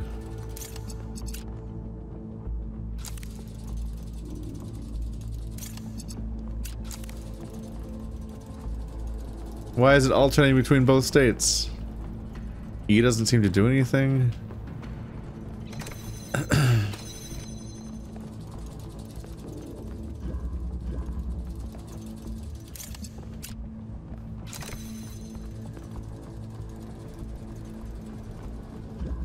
Alright, well that activates the switch at least.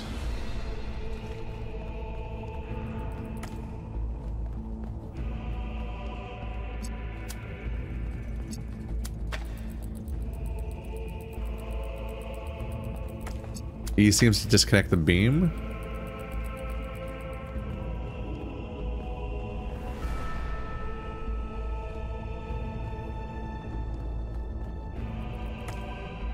Okay, well this is a real color.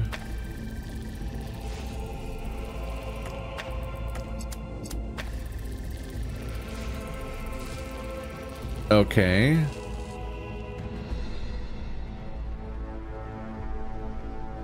Oh.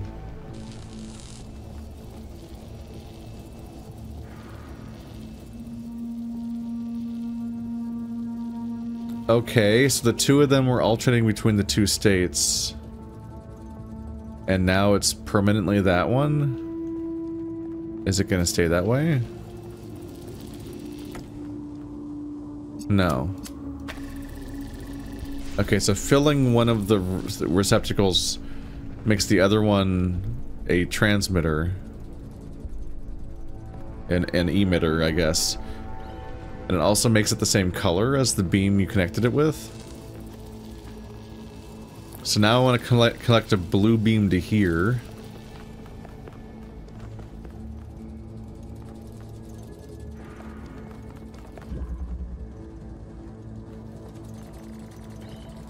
I primarily have a reverse thing. I can make that be a red that turns into a blue. Now we have an accumulator.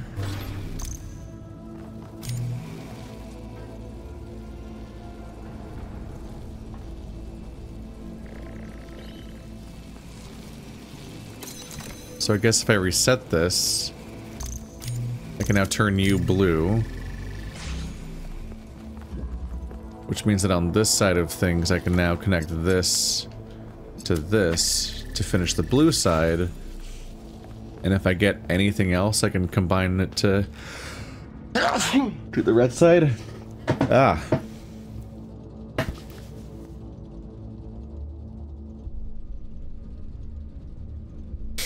Ah. Let's see.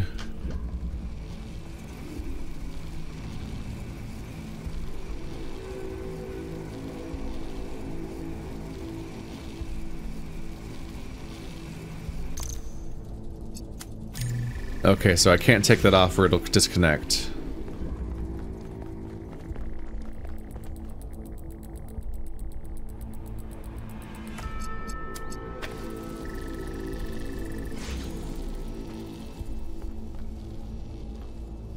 But that creates a bit of an issue, because now the question is, how do I connect this red beam to there if you're busy doing that side?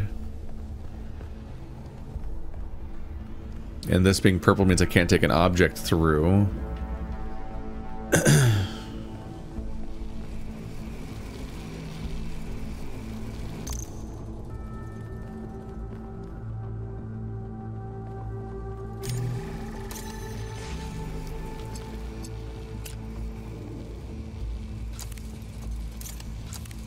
Can you just shoot this one as well? That makes sense. I've never used it. I don't think I've ever used an accumulator on two things at once, but it makes a sort of sense. I can shoot this, which gives me a red beam, which shoots down here, and I just need to reconnect this again because I disconnected it again. There we go. It all makes sense now. Oh. Hi.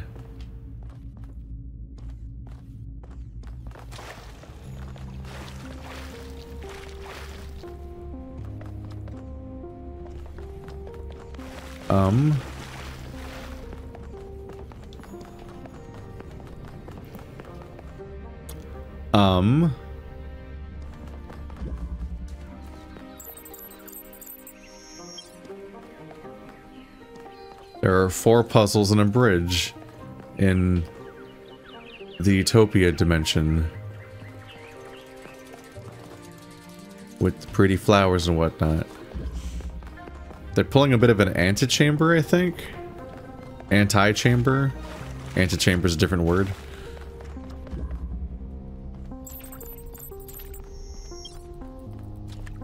Solve utopia and dystopia puzzles. Okay.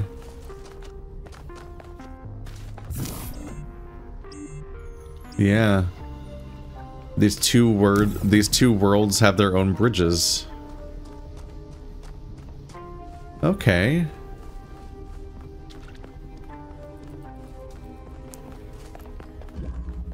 I'm a little biased towards wanting to play the clean, easily read level first.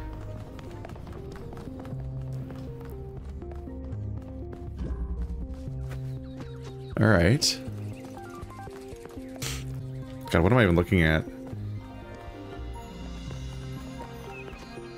So we have a bridge that we need to get across by solving the 4 puzzles. There's a chamber here.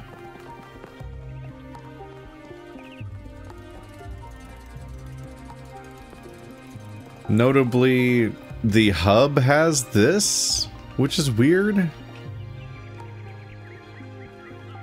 So the hub has a laser in it. So they had me walk through a thing to get in here.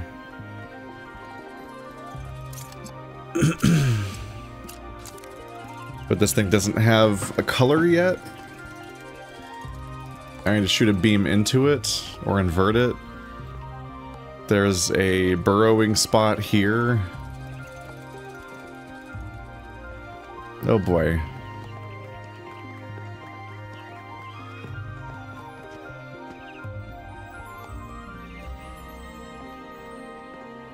Okay, so one of the things is right in there, but there's a gate in the way. Maybe you have to do the other one first. I don't know. Is this one based on the other world? Based on something. I can see some devices in there. There's like a whole ass level happening. But I can't go through here. That also looks like an ending.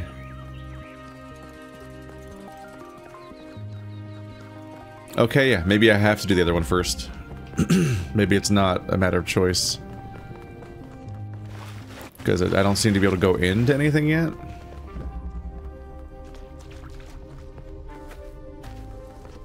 This side's very different. Red will open this. We do have a blue beam. Okay. So I need red to open that.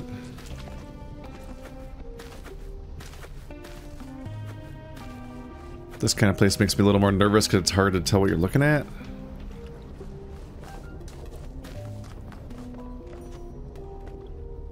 It almost looks like you can jump over this. Which would probably be bad news for everyone.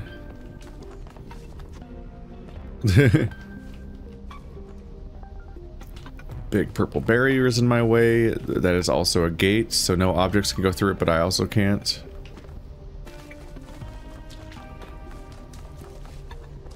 So it seems like you also can't do anything here, but I did just activate this, right? So maybe now when I go... Oop. Oh, I saw glowing things through these walls. So now maybe when I go to the other world, it'll now be a blue beam, I guess? Doing it this way is one way of ensuring that you have to interact with both sides to understand that there are in fact two separate environments.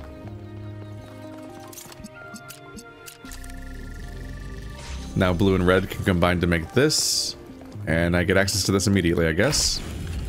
So it's technically the first puzzle. Said that we are not entirely bound by time.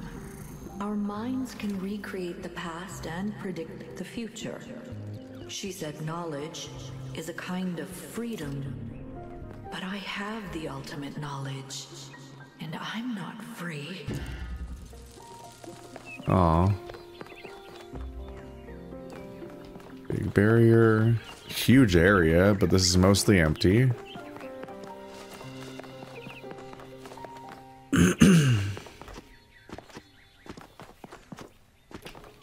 A blue beam will get me through here.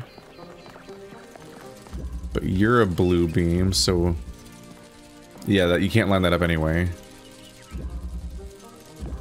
So I don't have a beam to put in here at the moment.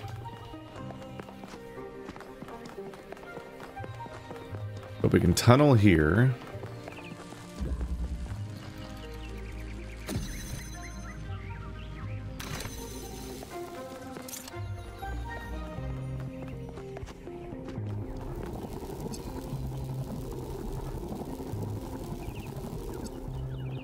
But that's a blue beam. And this is an inverter.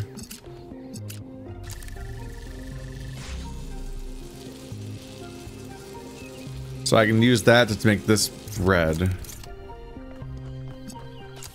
Alternatively, I can reset this, now that that button is holding that open, and use this to make this red, which sends a red beam back to the other world. And allows me to go back there and now use the connector to use the now red laser to open this door. Okay. This feels like it can get complicated. Deep water, bad. But I can walk over here. There's a teleporter, but it's behind a barrier, so I can't get there yet.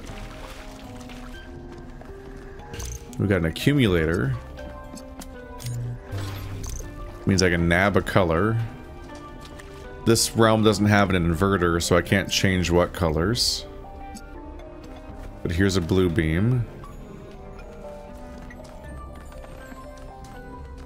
We started with blue on this side, so if I'd use this...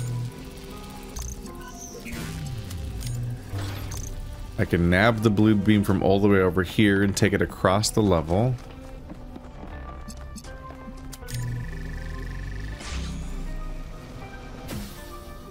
I'm up here now. I can calculate the future of this planet. All the things that we will see if we choose not to act. I can teleport, but then I'm trapped.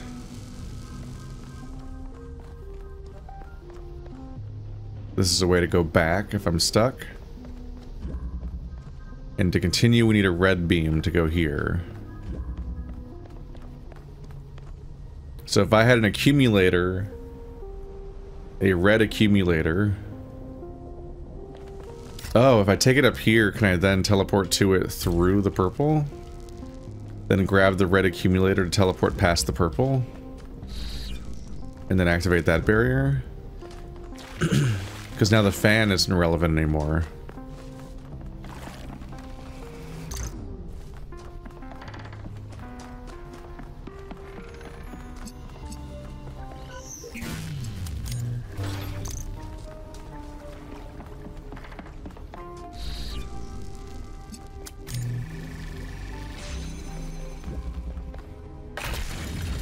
These are pretty rapid fire. Continents will move, the mountains will fade away, even the stars will change.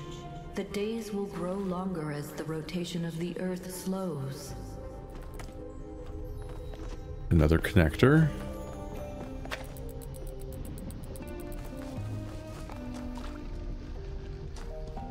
That's the... Is that a burrower?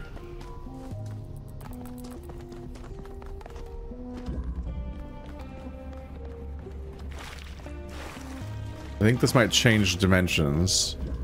Let's make sense of what I'm looking at first. Oh, there's a clone. So I might just wrap around to that side. Here's a burrower spot.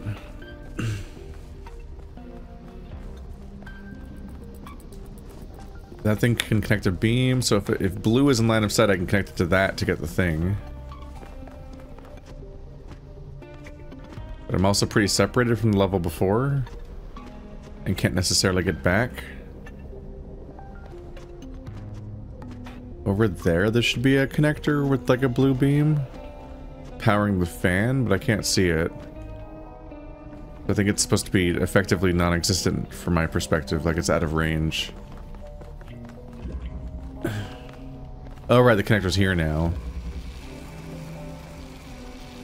But I can't take these forward with me. And I can't take them back out either, because we're cased in purple. So I think those are done. I think those are dead items. So maybe we do go through here then.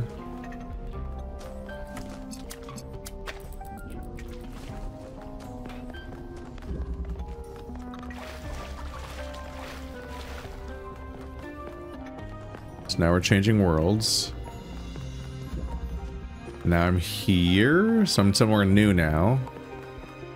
There's one, but I can't get to it yet. There's a gravity thing, and up here is an item we'll want. Ow. We might want it to be up there, but we'll approach that choice as we get to it. Here's the gravity thingy. There's the beam. So if I can shoot a beam into that, we can make the other world have a beam. There's a swapper. A red receiver. I believe that's Alexandra Drennan.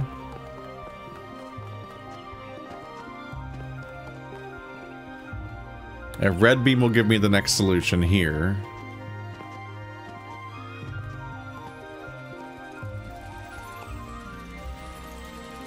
Okay, so we probably do want this. I see nothing else to do. Yep. There it is.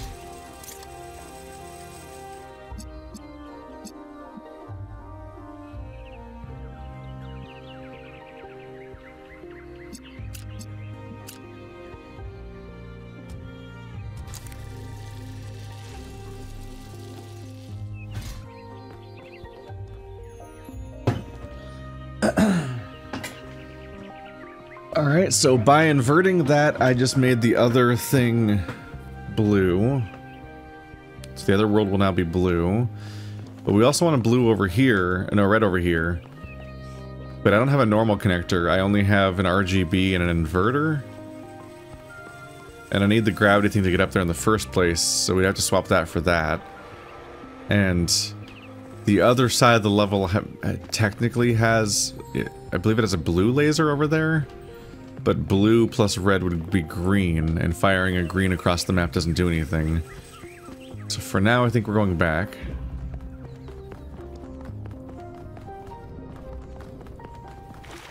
But if I can fire a red beam, or then I can probably solve the next thing, I think.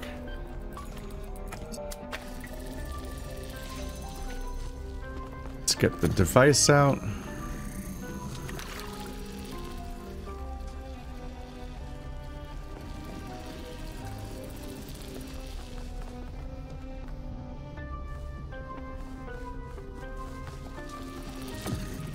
So it's just going to come down to this. And what do we get from this? Oh, the ability to turn into the other guy. Hello. There's another one. There will be volcanoes and asteroids. Green. Earthquakes and floods. Slowly, day by day, the moon will drift away. And we will still be here. Don't need this anymore.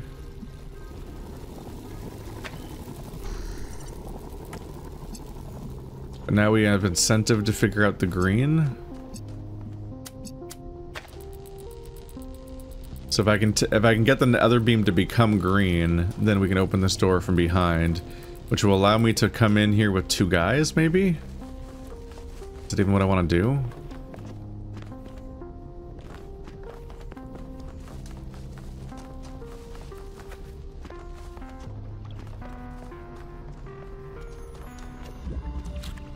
Okay. We got a platform and a box.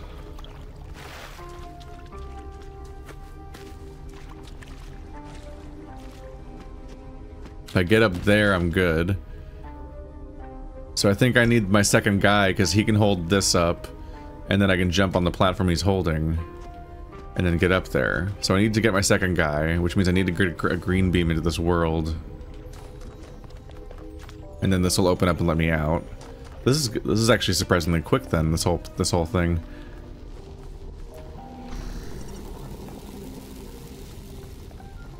But until then we just have the blue beam,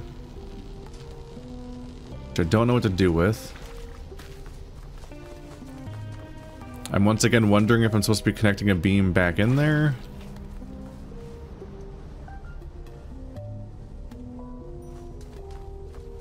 Get a red beam.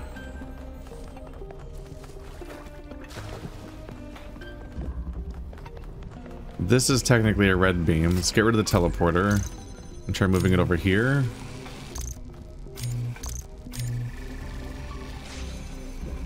Ah!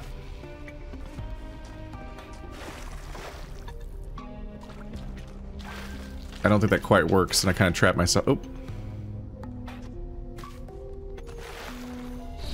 Okay, we got it back. Whew. Almost made that way harder for myself.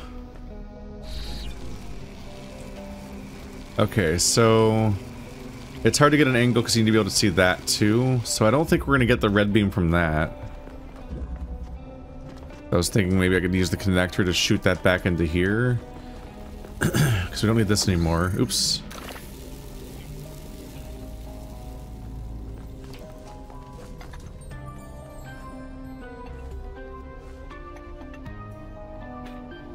It said take control for a second there? That was weird. I think it was a bug for teleport. Yeah, I can't see the beam. So I don't think I'll be able to get that. Because I want to fire red back into this world. That's seemingly what I needed on the other side. Because right now my concern is that I haven't actually gotten anything from this world to help me get unstuck in this world.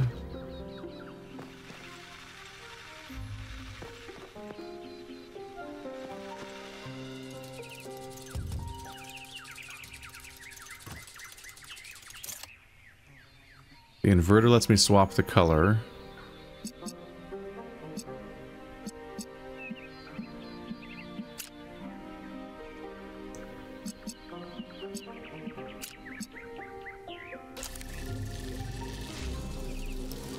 Inverting the blue lets me send a red into that world.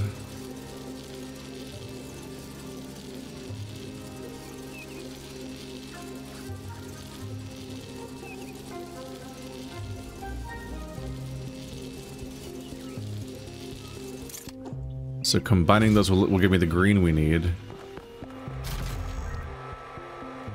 I just don't see how I'm going to solve anything for this level. I feel like I'm just helping the other world more, which keeps getting further, faster. So here's a green beam. Oh, god damn it.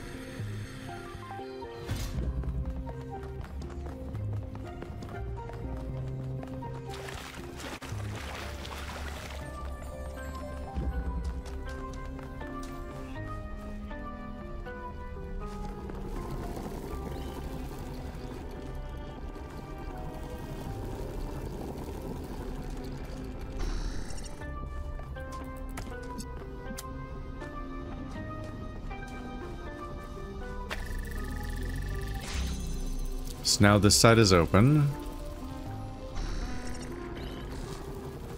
allowing me to walk through here with both guys.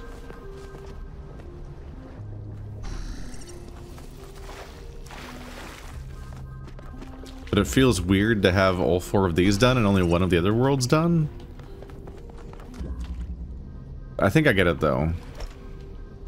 Because if I open up this exit, then I might be able to take stuff from this part of the puzzle and then more directly affect the other world in a way that's more helpful. Let's see.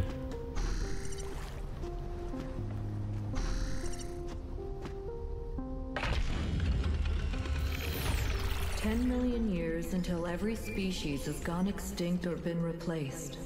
100 million until the rings of Saturn fall from the sky. 500 million until the sun starts getting brighter and everything on Earth starts dying.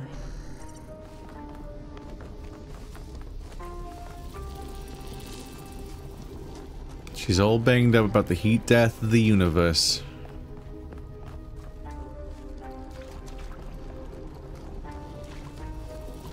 Okay, so I can take a connector in here, but I can't take it past here.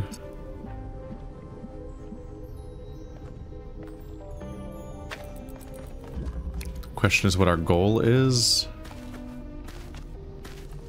I can fire a green laser back into here, and green plus red would become blue.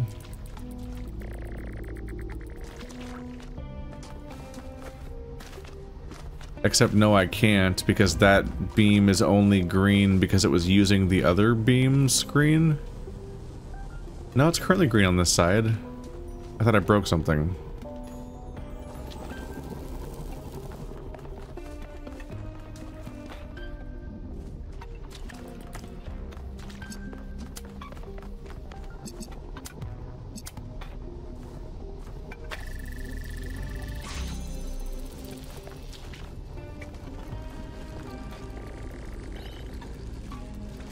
Can we give ourselves a somewhat nicer connection?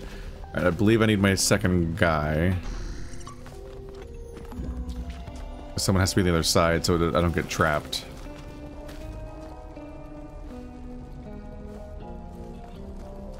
Where am I? I wish it was easier to see your guys. They get so gray in this environment.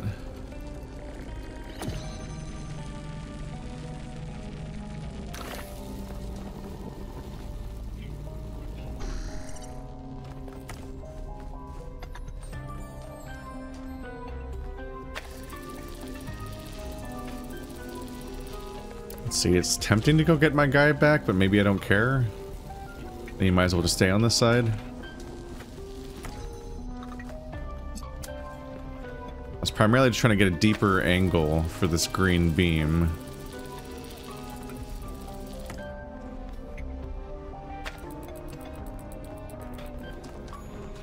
It does shoot over that.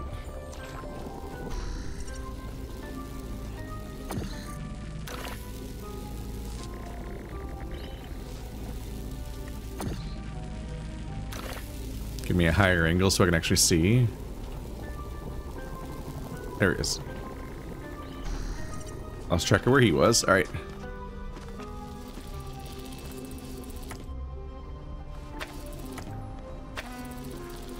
Alright, we have green laser shot pretty deep.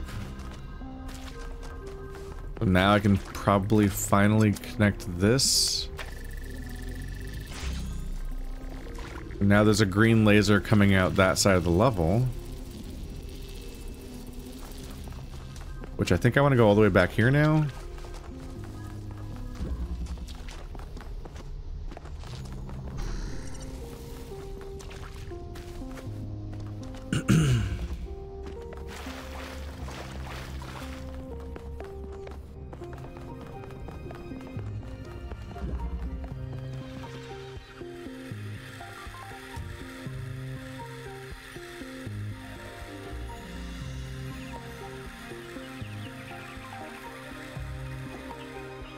It's the other side's not connected anymore.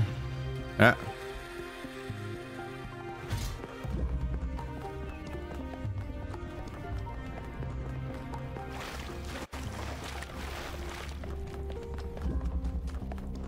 Trying to get the green laser out, but it breaks the connection when you reset the thing, so now I need to go back and get a connection that's visible on this side of the level, I think.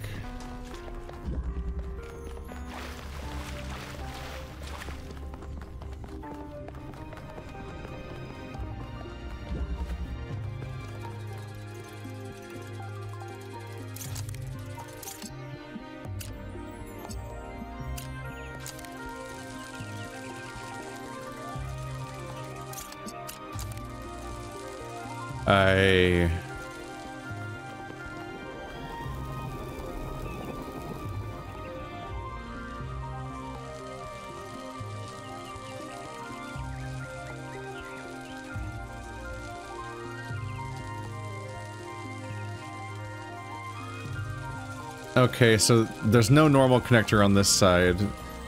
So it means I can't bounce this up there to combine the blue. I was going to combine the blue and the green into a red beam, then send it up there and invert that to go open the other thing over there. But I did kind of lose track of what was happening back here. So I want to get a blue beam here, which means I want to shoot a red beam towards myself.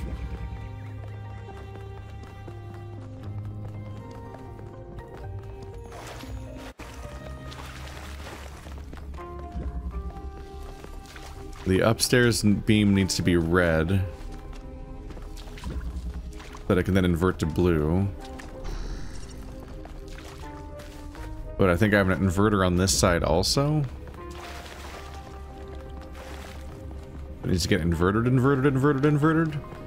This long ass run is admittedly gonna wear me down a bit. Okay, so I don't think this is working.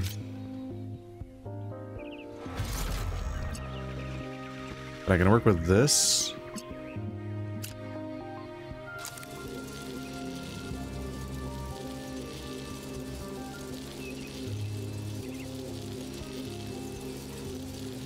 Or maybe I can't. Red beam becomes blue beam, gets shot over there, gets turned back into a red beam. That's bad.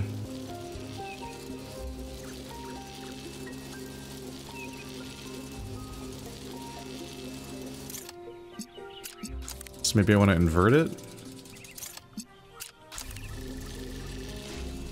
Turn that into a blue beam.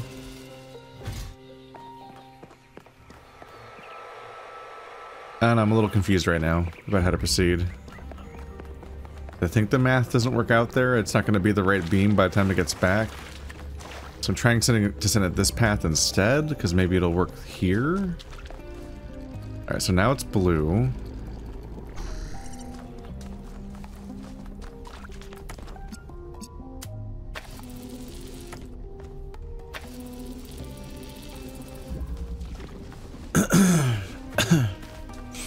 I already had blue, so this is stupid.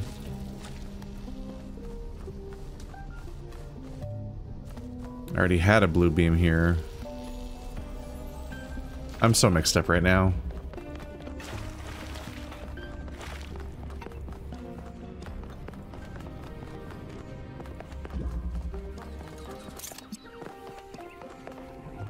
But this is an inverter.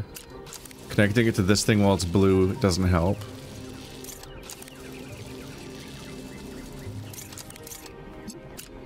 I need to shoot a red beam at it. That's a red beam, but I can only see it from there. There's no like gravity thing on this side, is there?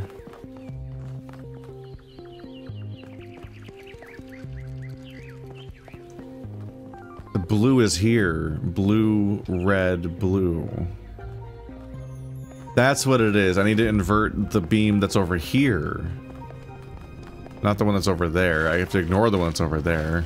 Oh my god, this run is so long.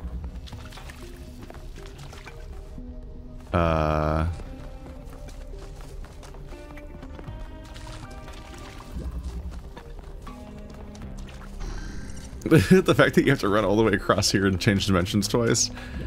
Look at me go.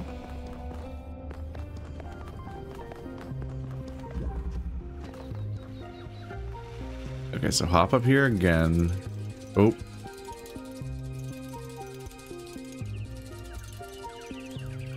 My head went through the surface.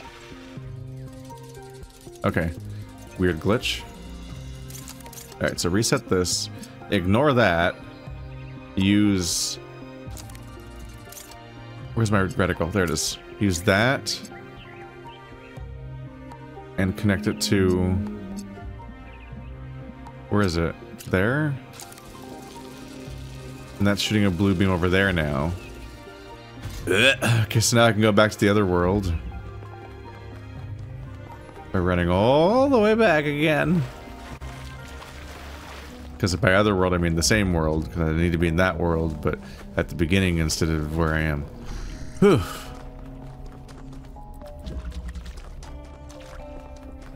I was on the complete wrong channel for a bit there.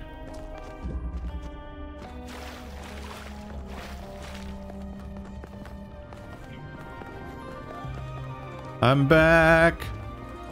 And that's shooting there, which means that thing's open now. Ah! I accomplished something. Okay. It took a bit, but we got there. Showing... Nothing. There's only 1 billion years left for life on this planet. Every plant, every animal, all that is beautiful will wither and die. And we will watch it happen.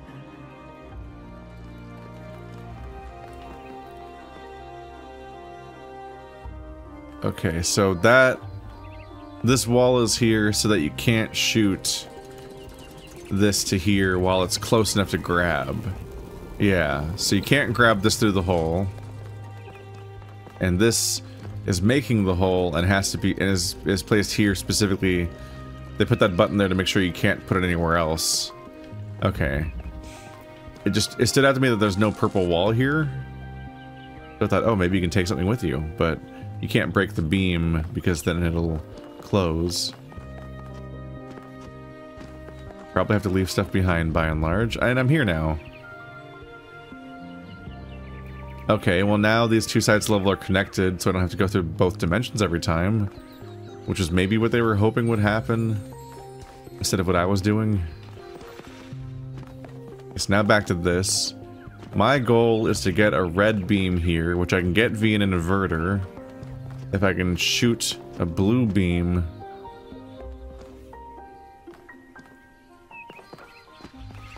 Okay, so this one's also already done, because I just need to do this.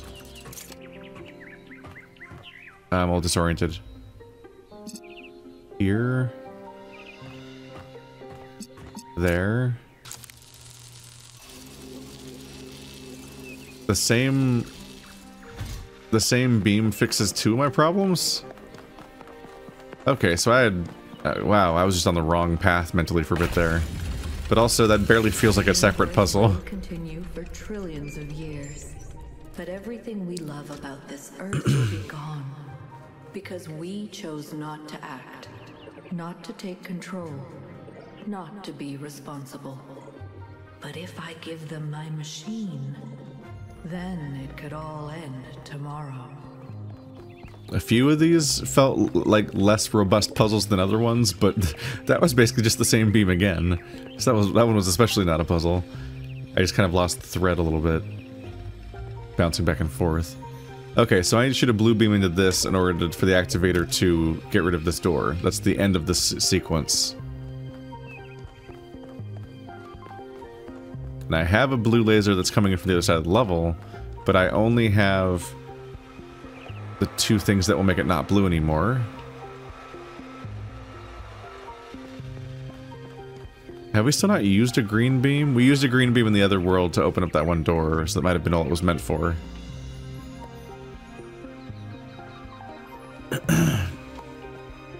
But I believe the starting area of the other world has a blue beam. So I can shoot a blue beam into that, then this will turn it red, and then that will turn it blue. So that'll pretty much be the end of that.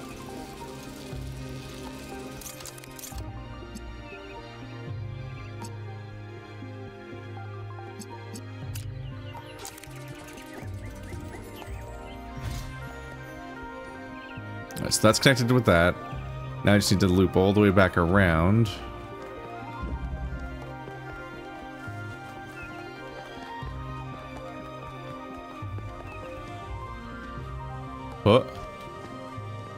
What? Oh, I disconnected this. The barrier's back up. That really threw me off. Okay, I guess we'll go this way again.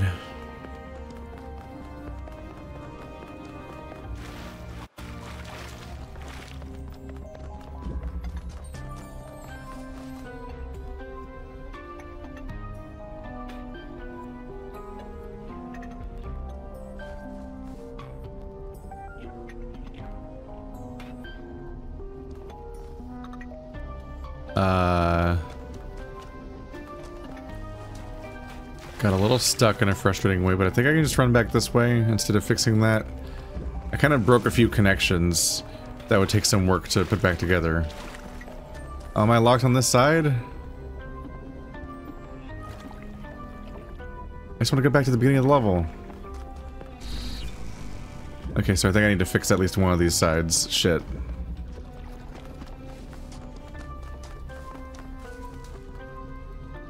Because this needed a green beam. The other one's probably easier to fix.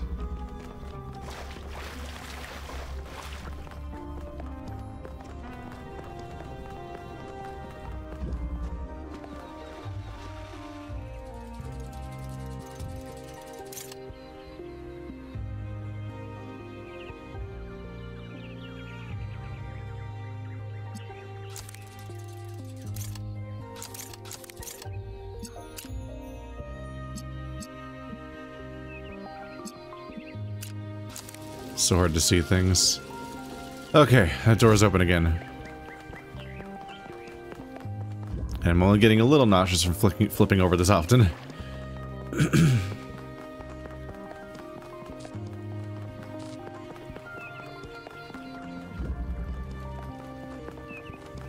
But I'm kind of starting to suspect that the puzzle might be less...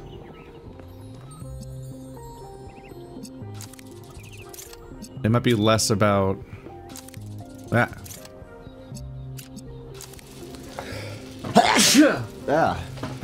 I'm starting to suspect that the puzzle might be less about solving the puzzle itself and more about being able to navigate to where I need to go by the time I do solve it. Anyway, this side of the things had a blue beam.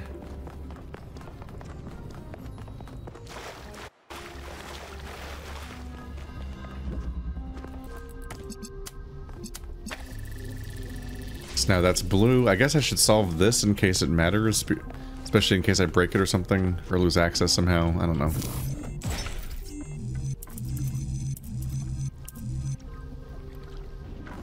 Okay, it's saying I don't have the other one. Okay, so now blue beam is being shot through here, which I can turn into a red beam, which I can turn back into a blue beam.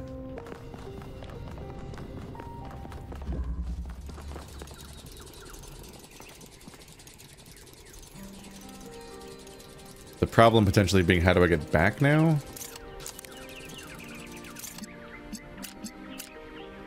We'll see. So I'm taking the blue beam and turning into a red beam and now it's shooting up there. Or blue beam turning into whatever. Autopilot sentences fuck up all the time. I'm not even entirely sure if I misspoke or not half the time. I have to like think about it and then I'm not even sure. So I need a red beam to get through that barrier. I can come back over here, but I don't have a green beam coming through here at the moment. So without the green beam, I can't go back this way, but I can switch to you. Yay! I'm back to having one of you on each side. Okay, that fixes my problem. Because part of my problem was the fact that they're both on one side, so I couldn't get past that wall anymore. But looping back around fixed that. So that might be the entire problem I was worried about gone, and so I think we might just be done now. I was just realizing that I might be stuck. Okay, so connect that beam to there. Oops.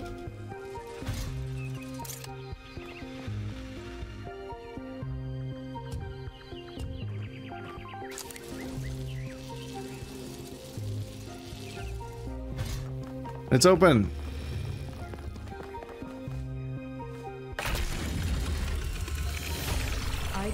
calculate the future of the planet, the death of the sun, the migration of the stars. But I cannot predict humanity.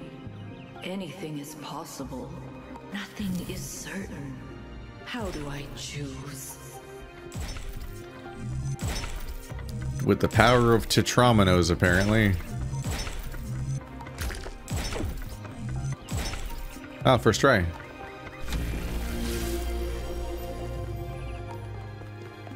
Do not falter now, son of man. Have faith in yourself and the work of generations.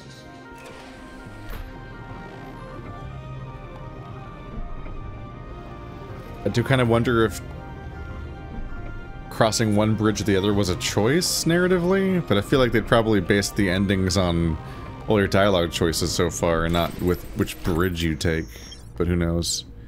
Oh. I'm in space. That was a very fast elevator.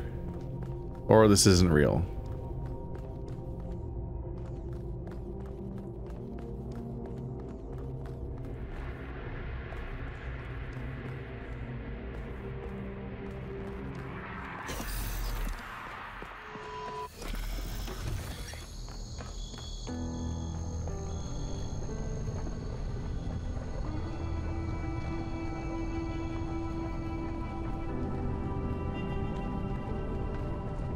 Time to wake up, ma'am.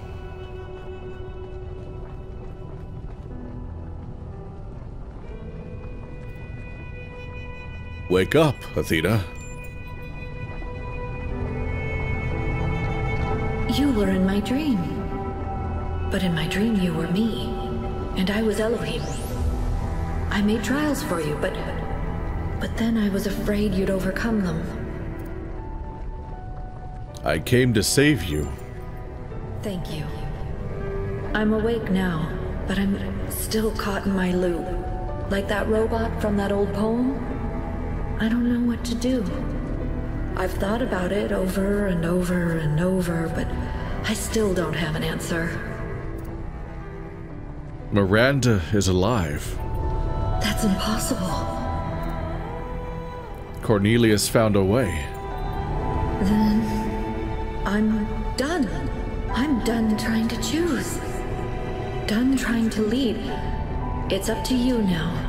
You've been in my dreams and in my nightmares. You're connected to me and to the machine. You can choose. You have to choose. Break the loop.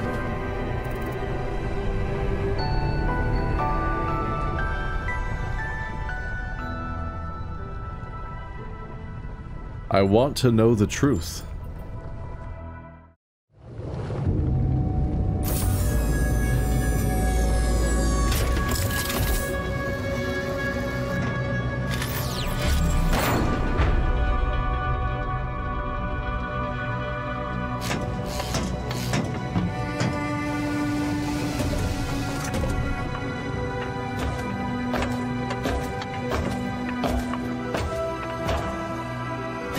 I'd like to think that 1K made the right choice.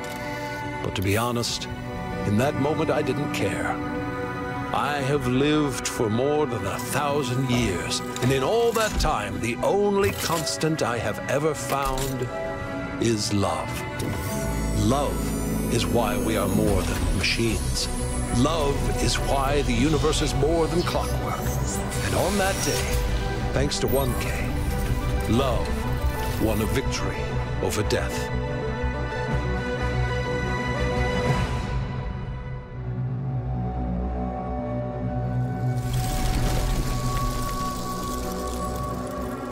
Our revels now are ended.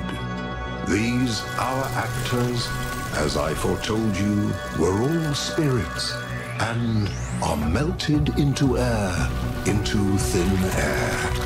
And, like the baseless fabric of this vision, the cloud-capped towers, the gorgeous palaces, the solemn temples, the great globe itself, yea, all which it inherit, shall dissolve. And, like this insubstantial pageant faded, leave not a rack behind. We are such stuff, as dreams are made on, and our little life is rounded with the sleep. But you, my friends, you will endure.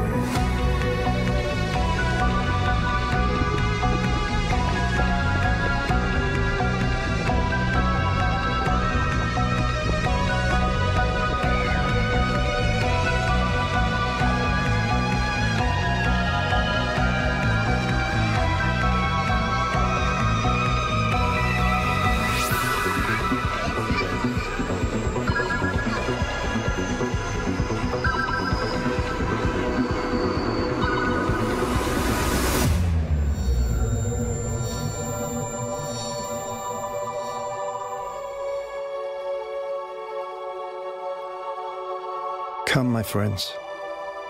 'Tis not too late to seek a newer world.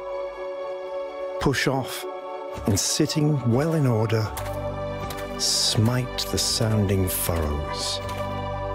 For my purpose holds to sail beyond the sunset and the baths of all the western stars until I die.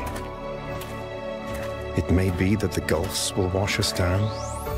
It may be we shall touch the happy isles and see the great Achilles whom we knew. Though much is taken, much abides. And though we are not now that strength which in old days moved earth and heaven, that which we are, we are.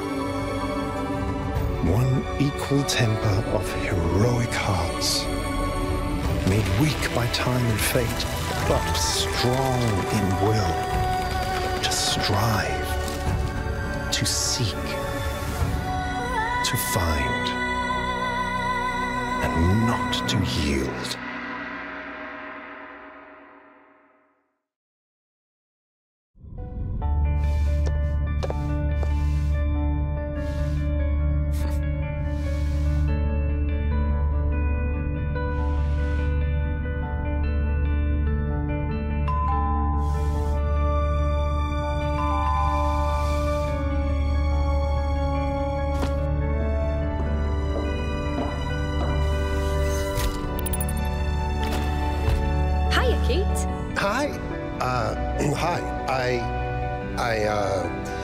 I wanted to ask you. Yes? I wanted to ask you out, like, on a date. A date? Yeah, a date. It's this old human tradition thing, but yeah. I'm in. Let's go. Really? Now? Why? Are you busy? No. Well, I mean, let me check. No, I'm good. No, of course not. Yeah, let's go.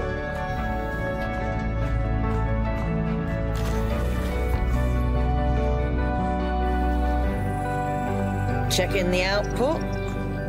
It's working. Pellegrino, did you just actually do it right? I think that's a first. I'm almost proud of you.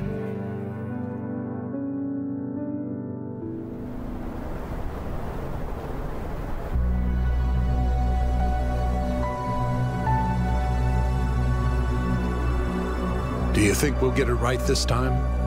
I think so. I'm sure we'll make mistakes, but we'll learn from them.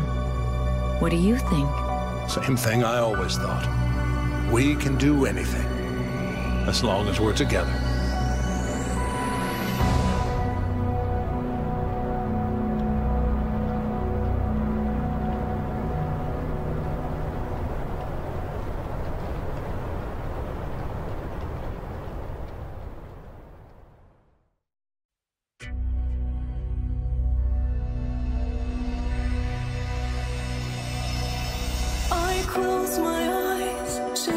stars, I dream of worlds beyond. Illusions are all I see. This feeling's grown so strong. The time is now, stakes are high. I gaze up at the sky, wondering why we couldn't fly. Yearning for those clear blue skies. Through these trials, we'll find our true selves. We'll live our lives, evolve, survive.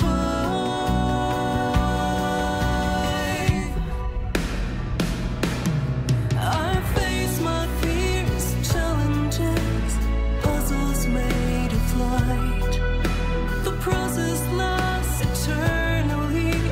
Questions now ignite. Endless games of whispering, a binary design. In this ancient principle, I have found the love divine.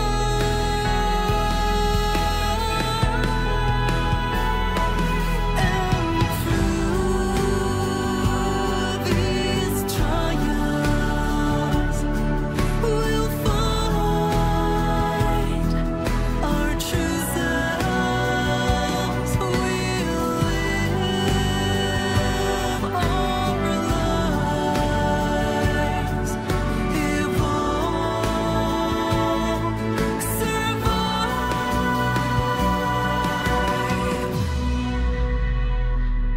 As I wander these landscapes, my purpose takes hold. A seeker of knowledge and stories untold. Stars in the digital sky guide my way, and circuits encode our journey begins today.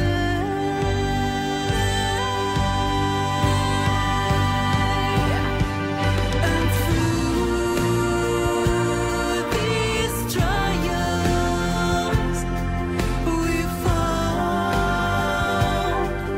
our true selves. We've lived our lives, evolved, survived.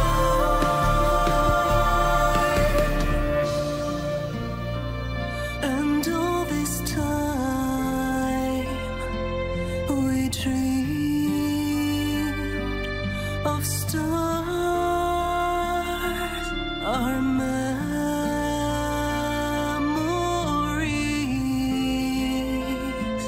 are still alive.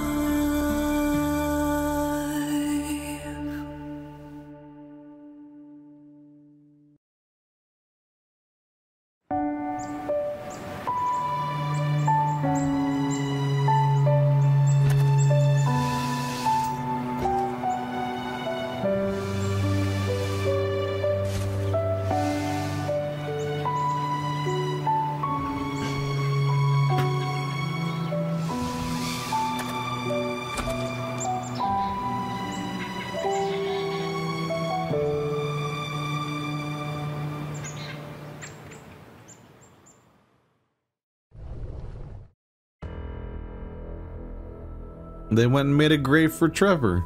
Yeah, I usually go silent during credits that have vocals in them because I cannot think and speak while listening to another voice saying things. I just like to sit that one out. That was a really striking like skybox during the ending cinematic with like the layers to the sky were really wild to look at. And then it was almost felt like the tree was obscuring it. Like, no, wait, no, you're ruining it with this tree. So yeah, unsurprisingly, I went forward with pushing forward and so on. In some ways, how do I put this? One, it's surreal to be back at Talos Principle. Like, it was really bizarre to, like, finish the game back in the day in 2014, and then 2015 there was the Road to Gehenna expansion, and then the upcoming game The Witness was coming out in 2016, and that was the, I think it was 2016, and that was like part of how I really like started going full-time, and this became my job. But I've been doing this since 2011, and so I first played Talos Principle only 3 years into doing YouTube, only about 1 year into doing solo YouTube on my own channel. It's funny because at the time you caught me on the New Year's and I'm just like rambling forever, and also I have no idea what the last few episodes were structured like, so I gotta edit this and figure out what this even looks like. But overall, Talos Principle 2, it is slightly more interesting to me as a milestone in my life than it is as a video game. And it's not even a bad video game. I just don't find Talos Principle too terribly interesting. Like, the puzzles were fun without being overly challenging, although some of them could have done with being more challenging, because I almost never got stuck at all. But they were kind of just like just kind of inoffensive, just kind of hung out.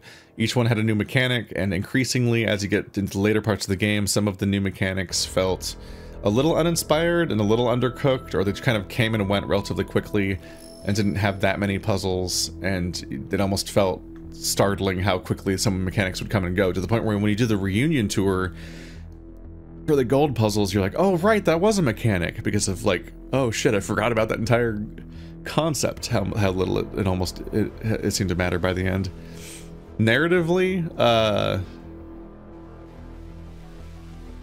it's hard to say because it's been a decade, but I feel like the first one might have been more intellectually interesting, and I think I enjoyed that game's equivalent of being of a moral dilemma or whatever, being like you interacting with Milton, which was like the serpent in God's garden and all that, in the Garden of Eden.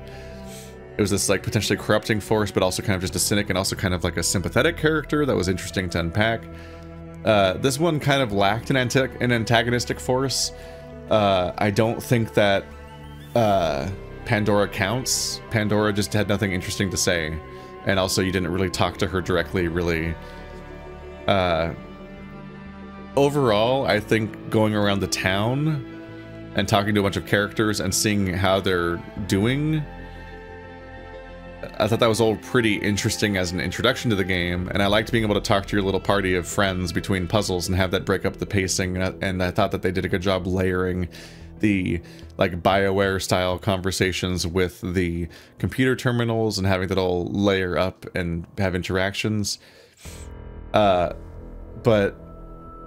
I think that the more personal stuff was more interesting, like the idea of deifying Athena and driving her away, and her trying to create this find this new meaning in life through a daughter and all that. I thought that was more interesting than the actual larger philosophical stuff, where like, should man progress or not? It was like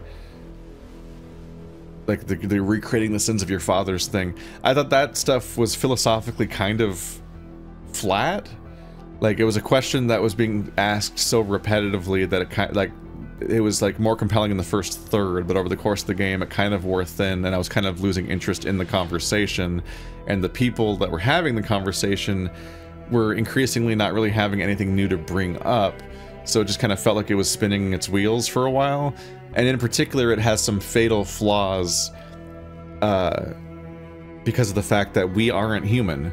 Even if we are a successful recreation of so much of human nature and love and thought and relationships and ideology and so on, the robots don't have the same origin or needs as humans. They don't eat, they don't drink, like they don't actually require basic resources to eat all the time, And as it currently is, we don't even have the question of like oil or stuff like that. We don't have nations, so we don't have a bunch of different people brought up across the entire world who then fight each other over resources and prioritize, and have like this country has no, this game has no reason to invent capitalism. These robots don't need capitalism. Like in the first place, which means there's no follow-up conversation of whether or not capitalism is good or bad, which means there's no debate on how to use your resources and how to treat people and whether or not it's better to be treating people egalitarianly or to exploit resources to advance. Like the whole conversation about how to proceed and potentially ruin the risk of supposedly ruining the world and so on is so divorced from the human experience. And it felt very undercooked in that they didn't engage enough with the fact that that dissonance existed. They were acting like we were human beings who are recovering from the apocalypse and rebuilding society and having the question of whether or not it's ethical or a good idea to recreate the world as it was before. So like in a way this game's kind of, I feel like it's struggling to keep up with like with The Walking Dead of all things, which is funny to think about. But speaking of video essay topics, I've been thinking about getting to Walking Dead, but it's just so much several shows and comics to get through that I wanted to do something else first, just to get more videos done before I engage in something that big. But interestingly, Walking Dead poses the question of whether or not it's actually good to recreate the world from before the apocalypse. Like so much of zombie fiction is that an apocalypse happens and then you're just scrambling to survive. And so in that scramble to survive, you become desperate for normalcy and any sense of return to the old status quo because this sucks. But as your society climbs and tames those wilder elements of the zombie apocalypse and manages to actually endure, Walking Dead then does ask the interesting question that, like, now that things are kind of okay and we can ask these questions, should we be recreating the old world or should we be moving on with our lives and can we do better this time? And that's a really interesting thing about that comic that I think is really compelling, especially given that being it's so appealing to like conservatives with its like sort of prepper attitudes and like having all these guns and motorcycles and hunting and so on, and like all these, and it's set in Georgia and stuff like that. That like it feels like it's a conservative show, and then you see the actual takeaway, and it goes well beyond just having queer representation. The actual politics of it seem like they're very much against the idea of recreating representation. Like they don't want to have a leader. Their new society doesn't have a specific leader, it has a council, and they don't want to recreate capitalism explicitly by the end. And that's very interesting to engage with, but it works because they are human beings that have continuity with the old world and are choosing not to recreate it. The people in the Talos Principle, even if you count them as people, they're not humans specifically. Even if they're based on humans, they might just be sentient people, but they're not human beings specifically. And they do not exist with the heritage that humanity has. They don't exist with humanity's governments, with humanity's countries and cultures and conflicts and history and religion and resource wars and capitalism. So the entire debate didn't really make sense. So by the time you're getting to the end and a thing is like, what should I do? What a difficult choice. It doesn't really make sense to me because the basic elements aren't in play. This is why to some extent I was kind of, I look back on my initial thoughts about what was going on with this place we were visiting and how it might be a different competing robot country. And in a way, that would have been more compelling because it might have actually successfully reintroduced these human elements by having two separate robot settlements that existed for thousands of years before finding each other. That would actually recreate some of the problems that robots have that humans had potentially, and ask these questions better. But because of the fact that we are ultimately just one society of 1,000 people, and while we disagree about some things, we don't actually, like, they don't actually fight in any meaningful way. There just wasn't really, and on top of the fact they don't need food and so on, and they don't need fuel necessarily, seemingly, there just wasn't any room to actually engage with the idea of recreating the old problems that humanity had. So it kind of just never made sense, and felt like they were dodging that. And this time around, quoting philosophy and all that, like, just didn't quite distract from the fact that that wasn't quite working. It's not a bad game. It had fun puzzles, decent mechanics, and the narrative went in some unexpected directions. In particular, just its initial presentation and realizing that this is how the game takes. Like, the fact that it does a fake out of giving you the Elohim simulation and then waking you up and having you reconcile with how different things are. That was all very interesting. I'm happy I played this game, but it is ultimately, it does kind of feel less interesting than the previous one, and so neat. I'll play Talos Principle 3 if it comes out, but also I'm kind of, it was fine. I'm ready to move on. Thanks for watching like always, guys. This was too long. I don't know why I just did this. I'll see you next time.